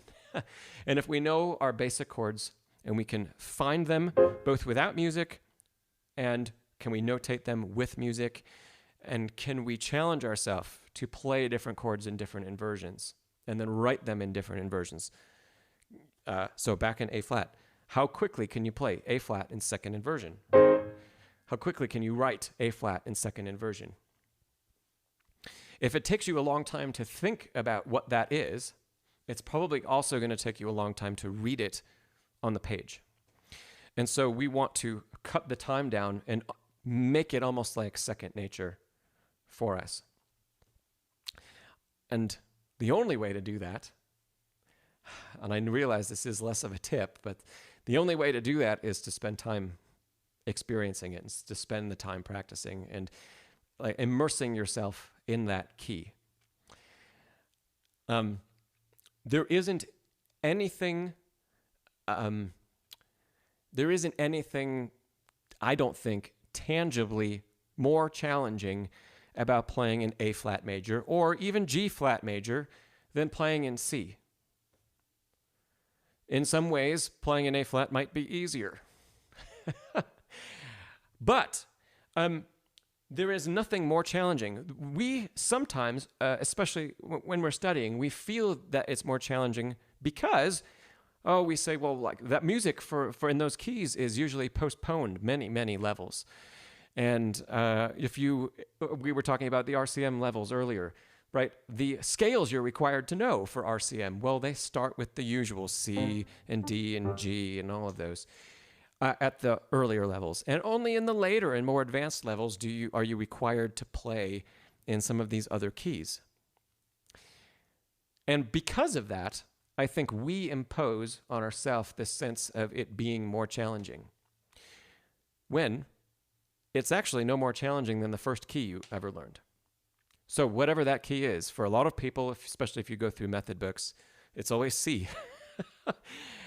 And if that's your first key and your second key is G and your third key is D and your fourth key is F, I think that's the typical progression.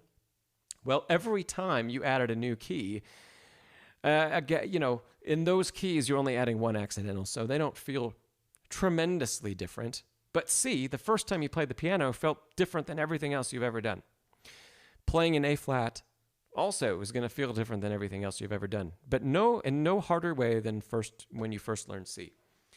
So, long story short, we simply want to give ourselves more time to experience playing in each of those keys, and more time outside of rep doing that. Because if we understand the building blocks, those chords, our cadence patterns, our scales, play some arpeggios too.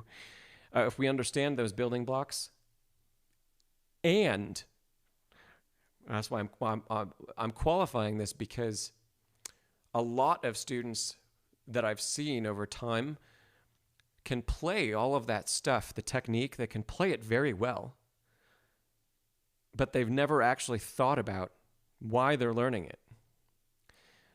And many times their teacher hasn't told them why they're learning it. And so you'll have a student that's playing very advanced music, and you say, play an A flat major cadence pattern and then improv on an A flat cadence pattern, and they can do it. But ask them, well, what Roman numerals did you just play? And they'll have no idea. Even though it's something that they've done daily for weeks or years, because the connection isn't drawn. Or ask them to notate it out, and it'll be like they'll scratch their head, and then they'll have to think about what the piano looks like, and they'll draw a little piano on their sheet of paper. And then sometimes I've even seen people put their fingers on the piano that they've drawn on their paper. And that is because we've only built one connection. We've only built the connection of how it feels to perform a specific task. But we haven't linked that to what it looks like on the page. So that's why I was saying all of these things, the technique part, also write them down. Notate them. And for some reason, maybe somebody here knows the science behind this, but for some reason, actually hand notating on paper and with a pen or a pencil makes things stick so much better. Or I guess if you have a tablet and you can perform the same motion, it sticks so much better than notating on a computer where we kind of type in numbers. If anybody knows some science behind that, please chime in. Because I only know it from experience and from seeing it work for myself and for other people. Okay. Nathanael, I'm going to jump back over to the second half of your question. Rhodesy says probably because of the wrist movements. Yeah. Phase, I use finale notation almost purely because I've used it for about 20 years. And I know it backwards and forwards. So, So Dith, you said typing tends to be automatic, but writing is not. I think the act of writing takes more time. Even if you do a lot of handwriting, it still takes more time, and you have to be present for every single thing you put down on paper. Whereas if you can type 40, 50, 80 words a minute, you're thinking so far in the future beyond what your hands are doing. That might be part of it. Yeah, so Dith said people that write shorthand typically can't remember. That's interesting. let me see. So, Nathanael, I'm jumping back to your second question. So you said you always are working on 3 pieces at the same time, and you play a piece for 1 to 4 weeks. And now you're starting recital prep, and you're starting grade 5. Nathanael, what grade system are you using? So you're asking, some people say you should practice sight reading 10 minutes a day, but what do you actually do in those 10 minutes? And should you go just learn lower grade pieces on your own for a few days? Okay, great. WS Jade, hello. I haven't seen you on a stream in a long time. C. Seth said it has more permanence. Yeah, great stuff. So yeah, Nathanael, let us know what grading system that you're using if you can. And to more fully answer that question, the more extended, the more advanced levels that we accomplish, the more time it's going to take to learn a particular piece of music. Let's see, Nathanael, you say you look up grade levels. Can you find out which system they're from? Because they're all different. And what is grade 5 in one system is not grade 5 in another one, and they're all different. So if you happen to know that, I'd love to know. Because like grade 5 ABRSM is much more advanced than grade 5 RCM.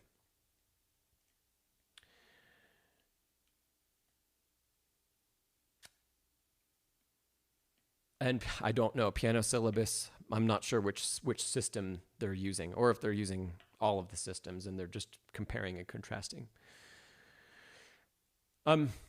Okay, so as you learn more and more advanced rep, the time it takes to learn a new piece of music is going to increase. That's going to be true for everyone. So this is also part of the reason why I have, and I would agree with this too, I have some friends that as soon as you enter intermediate levels, which in the RCM system would be 5, 6, 7, and 8 are intermediate, 9 and 10 are advanced in the RCM scale. As soon as you enter intermediate levels, a lot of teachers start requiring that practice time increases. Some friends of mine are so strict about it that if you don't meet the requirement, you get kicked out of your studio. You no longer get to have lessons with that teacher. The reason for having that requirement, for example, when you're at a more beginner level, the requirement might be 1 hour per day. When you get to level 5 or level 6, the requirement usually becomes at least 2 hours a day. And the reason it's there is so that we keep being able to progress at taking approximately the same number of days to get from level 5 to level 6. So if we want to stay on track, for example, to finish a grade in 1 year, the practice time you're going to need to put in to continue on that path is going to increase. Now, you don't have to make that choice. But then the flip side is going to occur. So let's say you've got a good practice schedule, good practice routine, and it's an hour a day, and that's all you can manage. We have to be comfortable knowing that when we get to more advanced music, it's still going to take twice as long. So that twice as long is now going to be twice as many days instead of twice as much time in a single day, right? There's really no way around that. Until you get to the point where everything, this is very advanced, like probably level 10 and diploma and up. So advanced that you can sight read a great deal of stuff. Then our learning time for a lot of music goes way down. That's how I can sight read, for example, the Beethoven Sonata that we worked on earlier, and I can somewhat sight read Bethany's piece without a huge number of mistakes. But give me a Liszt Transcendental Etude, it's going to be 6 to 12 months before I could play it with any confidence, right? It's going to be an extended period of time. Absolutely, Bethany. It's good to see you. And Zero. Hello, Zero. So that length of time, it's always going to be there. It's always going to be there. So we just want to become aware of that and okay with that. And that's the best thing we can do for ourselves. Okay. Now, there was another part to that question, so let me go back. Oh, about sight reading stuff. What do you do in your 10 minutes of sight reading a day? Yeah. So if you're playing grade 5, Nathanael, if you're playing grade 5 stuff, I would go back to like grade 1 and 2 material, pull it up, and give yourself one opportunity. So one physical opportunity to play it. Take as much time as you would like, maybe cap it at like 5 minutes. But theoretically, take as much time as you'd like to look at all of the whole score. Score is a interesting word to use for grade 1 music, right? It's only going to be maybe 8 measures or something like that, 16, right? But take a look through it, analyze it as you can, and can you sing it in your mind before you play anything? Can you look at the score and can you imagine what it would feel like to play those lines? If it's in C, right? What inversion is printed on the page? And where, without actually moving your hand to the keyboard, where would my hand go to play that inversion? Can I see in my mind, can I close my eyes and see in my mind what keys am I playing? What fingers are being used for those keys? In the other hand, if I have G to play, something like this, can I hear it before I play anything in my ear, my inner ear? Can I hear it? Can I sing it? Can I feel what it's going to feel like to play that line before I physically do anything? Now, from there, you can also kind of like what we did with the Barcarolle, with the Burgmüller Barcarolle, you can go and you can add some annotations to your score. Because we're only giving your hands, one opportunity to play. So we want to use our eyes and our imagination to comprehend as much as we possibly can ahead of time. Then give yourself one shot. Take everything that you learned, everything that you went through, analyzing the music, give yourself one shot, play it. Don't go back and fix any mistakes. Fix it. If you're going to fix it, fix the note right where it happens and go on. And if you possibly can, also do it in tempo. And the reason, that seems like a difficult ask, but that's the reason why we go back 3 to 4 levels from where we currently are, because we want to give ourselves actually an opportunity to make that happen, right? So the more you do that, if you take 5 minutes and then do a playthrough and you have 10 minutes to sight read, take 2 pieces. If you only need to look at something for 1 minute and then you do a playthrough, which maybe takes another minute, then go through 5 pieces in 10 minutes. But always, you only get one shot. Only one shot to play it, no matter what happens. The more practice you have doing that, and the more you get used to seeing all of that stuff and analyzing the score ahead of time, the faster that's going to come. And then eventually, let's say you want to try to challenge yourself and you say, I'm not going to look at it at all. I'm not going to do any analysis. I'm going to jump in on bar 1. All I know is bar 1 and the key and the time signature, and that's it. And I'm going to literally sight read everything else. I've never seen it before the moment I have to play it. We're going to be most successful with that when we've developed enough internal sense of all of that analysis to do it on the fly as we go. So our hands are doing something that our brain has already told them to do prior to what we're currently thinking about, let's say. I'll give you one more quick example of that. So if I come back to, now granted, I've already sight read this today. I already read it once. But if we start right at the beginning and I'm not doing any extra analysis. My eyes are only looking at approximately what I'm playing. I know what my first measure is before I start. I know what my second measure is before I start. So as soon as I start playing the piece, I'm looking at measure 3.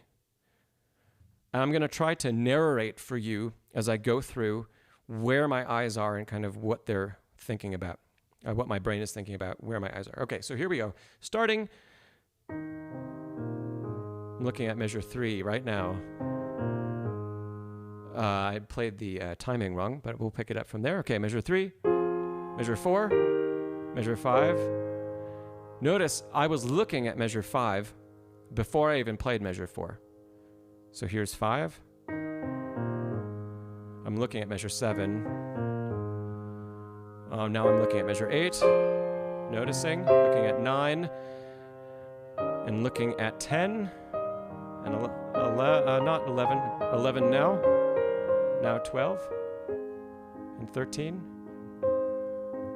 And obviously, I cannot look at the next measure yet because it's not on the page. So next bar. As soon as I saw that pop up, I see all of the repeated chords in the left hand. And I know my eyes only need to glance there a tiny bit at the very end of the line. I picked that up almost instantly when the page scrolled. How can I play all of that? It's outlining an A-flat triad. So I'm seeing A-flat, E-flat, C-flat, and A-flat. Those notes are, in a sense, they're kind of lighting up for me. I'm seeing them as the most important notes in the passage, and everything else is a passing tone of some kind. Okay, so my eyes can be looking far forward, and I've seen the pattern, and I've seen the basic outline, and I can fill in all the little details as I go. That is something like that would be very difficult for anybody that doesn't have a whole lot of experience sight reading, right? So your goal might be to play a Burgmüller Opus 100 and be able to sight read it maybe when you're playing like level 7, level 8 material. That would be a goal. But otherwise, this would be very difficult if it's only 1 year prior to what you're doing. You're trying to comprehend too much to make all of that possible. Okay, I hope I answered all of those questions for you, Nathanael.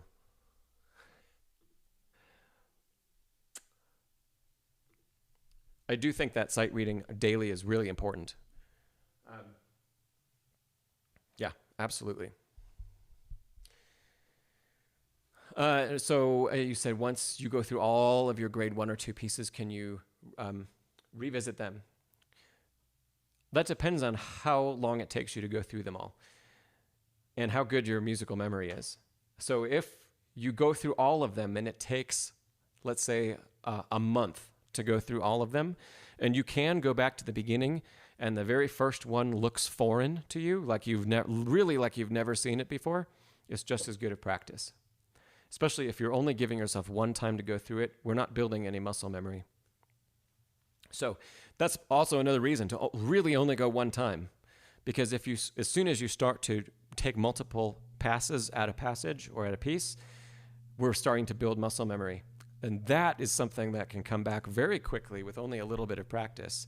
And then we might be misjudging how accurately we truly are sight reading something in the future. Hey, Rhodesy, if you want to buy me an eye tracker, like one of those Google ones, that would be great. There was actually a study done, maybe you can find this on YouTube, but there was a study done about on concert pianists, and they actually used Google Glass for concert pianists and for students, and they were given a piece to sight read, and the Google Glass tracked where their eyes were looking. And thanks, Rhodesy. And the super interesting thing was that the students all were continuously looking up and down and up and down and up and down and up and down. And then they were the center of their vision was focused on exactly what needed to be executed. So they would look for a note or a couple notes. They might be able to store in their mind a half of a measure. So we're kind of like putting a half measure in short-term memory. Then they'd look down at one hand and then at the other hand and maybe at the other hand again. And then they'd look back at the music. And it was this just wild pattern of changing directions. And when a concert pianist was given the same task, their eyes stuck to the page only. They almost didn't move. They moved across the page ahead of where they were playing, about 1 to 2 measures ahead of where they were playing. And only occasionally, if they needed to check a hand position, would they actually look down at the keys.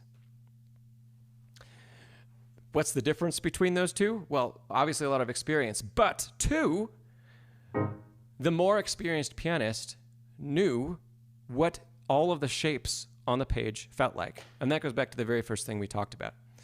When you recognize what it feels like to play it and where it is on the keyboard, you can find it without having to look, especially if they aren't real big jumps. And so, if you have a piece and you have to leap an octave or a couple octaves or do something else, then we need to look, right?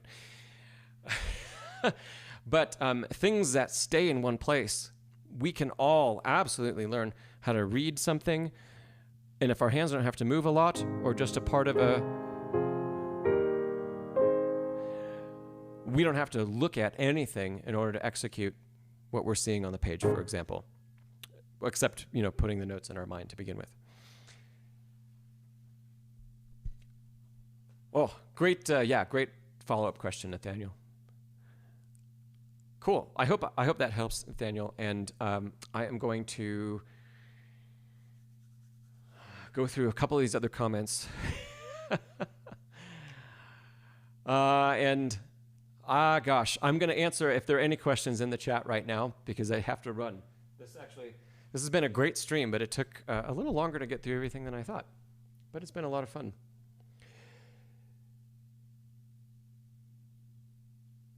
Let's see, Alexis had said something about levels around the world in Buenos Aires. And they tested you on the 12 major scales and arpeggios in piano 1. Yeah. Yeah. I think if it's a focus and if it's, people that I know in the States that go to an arts-focused school, they'd have to learn something like that as well. But other curricula wouldn't be as intense as it is in other schools. And for piano 2, you say they promised to require. Oh, yeah. So all of the minor scales in the 3 variations. So natural minor, harmonic minor, and melodic minor. Yeah. That's a bit of a challenge. But giving a year or at least a semester to learn that, I think that's doable. If you've got 2 hours a day to practice, I think that's doable for just about everybody. If you don't have that much time, it's going to be extraordinarily hard.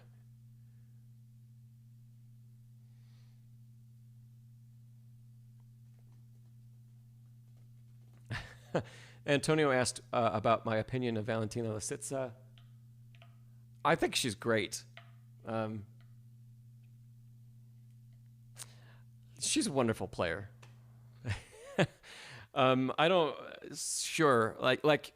We all have our favorite interpreters of music.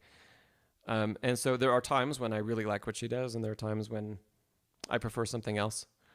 But she's still a wonderful pianist. Yeah.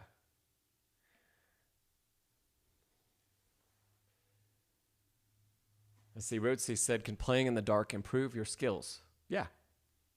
I'd say yes. Because you can keep your eyes open. You don't have to think about consciously closing them to work on some of the feeling of positions. All of our, and Rhodesy, hey, by the way, how is your slow scale practice going? That's something we talked about a few weeks ago.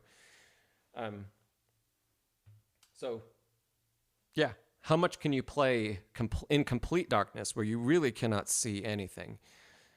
That is actually that's most similar to trying to sight read something and not being able to look down at the hands. I haven't done this with a student in a while, but some teachers I know also, like if you're practicing sight reading in a lesson, will put a book, they'll just hold a book over your hands. So even if your head goes down and your eyes go down to try to spot something, you can't, it's blocked. I haven't heard, but I'm sure there's something out there that you could stick on your piano or your keyboard that would cover up your hands.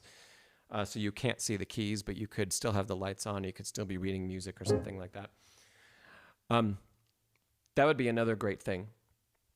As long as the music is an appropriate level where it's possible for us to do that, but everybody needs to look to make certain things happen.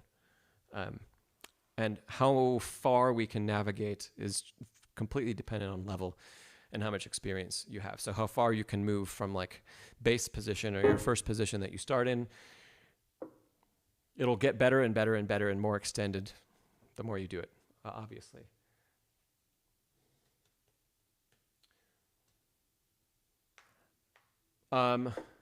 So Faze, you said you weren't asking about notation, but to edit a PDF? Oh, you were talking about on my screen here. This is an app called Fourscore. It's F-O-R-S-C-O-R-E. Fourscore on iPad, and I have an Apple Pencil. So it basically is a PDF reader with a lot of options available. You can even link recordings to your pieces if you want to, and there's a metronome in it. There's great stuff, both for studying music and also even for performing. It's a great app.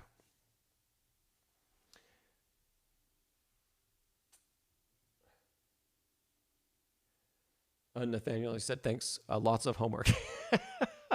Take a little bit at a time. A little bit at a time each day. And M for Howie says, free sight reading materials can be found at your local library, and you check out books all the time. That's great. Yeah, if you've got a library card, go check that out. Yeah. We've talked before, but there's also the Schaefer sight reading books. There are 4 of them. Let me see. I've got. Yeah, here we go. I'll throw a picture of this on here. You can find these for free on IMSLP. There are 4 levels. Each book goes through. When I flip the page, you'll see they start very easy, right? That's great. We need it to be. The end of book 1 is accessible, so it's much more advanced than the first page, right? And then there are, here we're at 50 exercises in book 1, and there are 3 more levels beyond that continue to increase in difficulty. So that's another place that you can look. Nancy, yeah, you say you've got those downloaded. Awesome.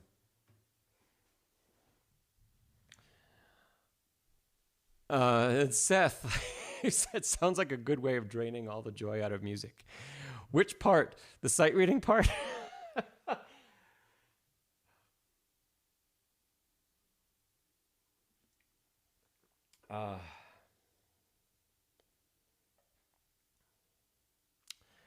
Yeah, Seth, answer that. I'm going to... let's see, phase... Seth, you say learning all the scales from the beginning?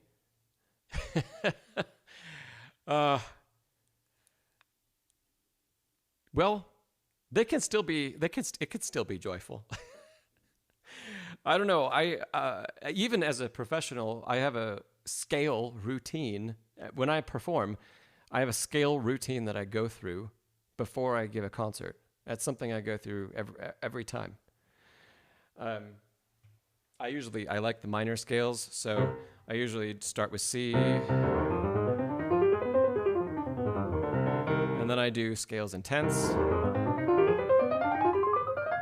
etc., and I come back down, and then I do it in sixths, and then I move up,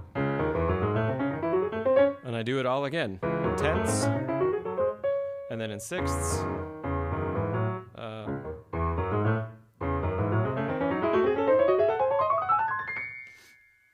And I would go up from there and do another half step up. And so I still use scales all the time as a warm-up and to go through different hand coordination exercises and stuff. Yeah. So even though I've known them for, gosh, like 25 years, I've known all of them for 25, maybe more years than that, I still play them all. And I know you said for an absolute beginner, sure, but we've all been there. We've all been in that place where they're all new and fresh, and we don't know what to do with each of them yet. But 5 minutes, man, 5 minutes a day. And if it's really focused 5 minutes, you'll make great progress. Yeah. And then 5 minutes also isn't so much time that it gets boring for us, right? Okay. Let's see. Faze asked, who's your favorite for block recording for well-tempered clavier? It is not Gould. No. Oh, gosh. I would probably gravitate toward two immediately, and one would be Schiff, and the other would be Feltzman, Vladimir Feltzman. Those would be the two that I'd start with before exploring further and other recordings. Yeah. For both books. I know you only asked about book one, but for both books.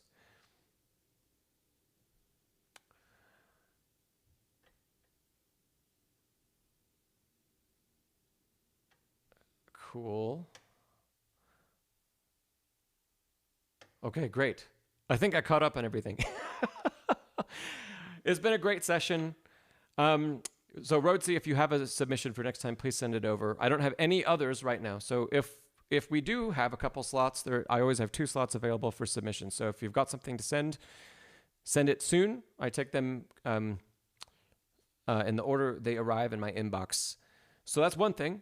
Second thing, we have another stream 2 weeks from today, whatever date that is, at the end of March. And I'm sorry for those of you if you missed the time, because here in the States we changed times this past weekend. So I don't know what 10 a.m.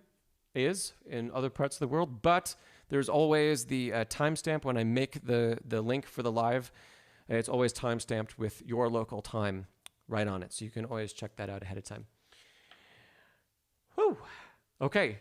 Thanks again to AM Piano for a great playing of Beethoven, and for Bethany for sharing some wonderful music.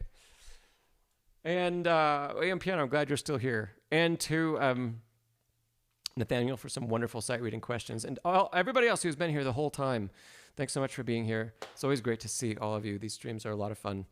I'm glad that many of you that have been here for a long time, like a year or more, I'm glad that you're still tuning in and that you still find them helpful.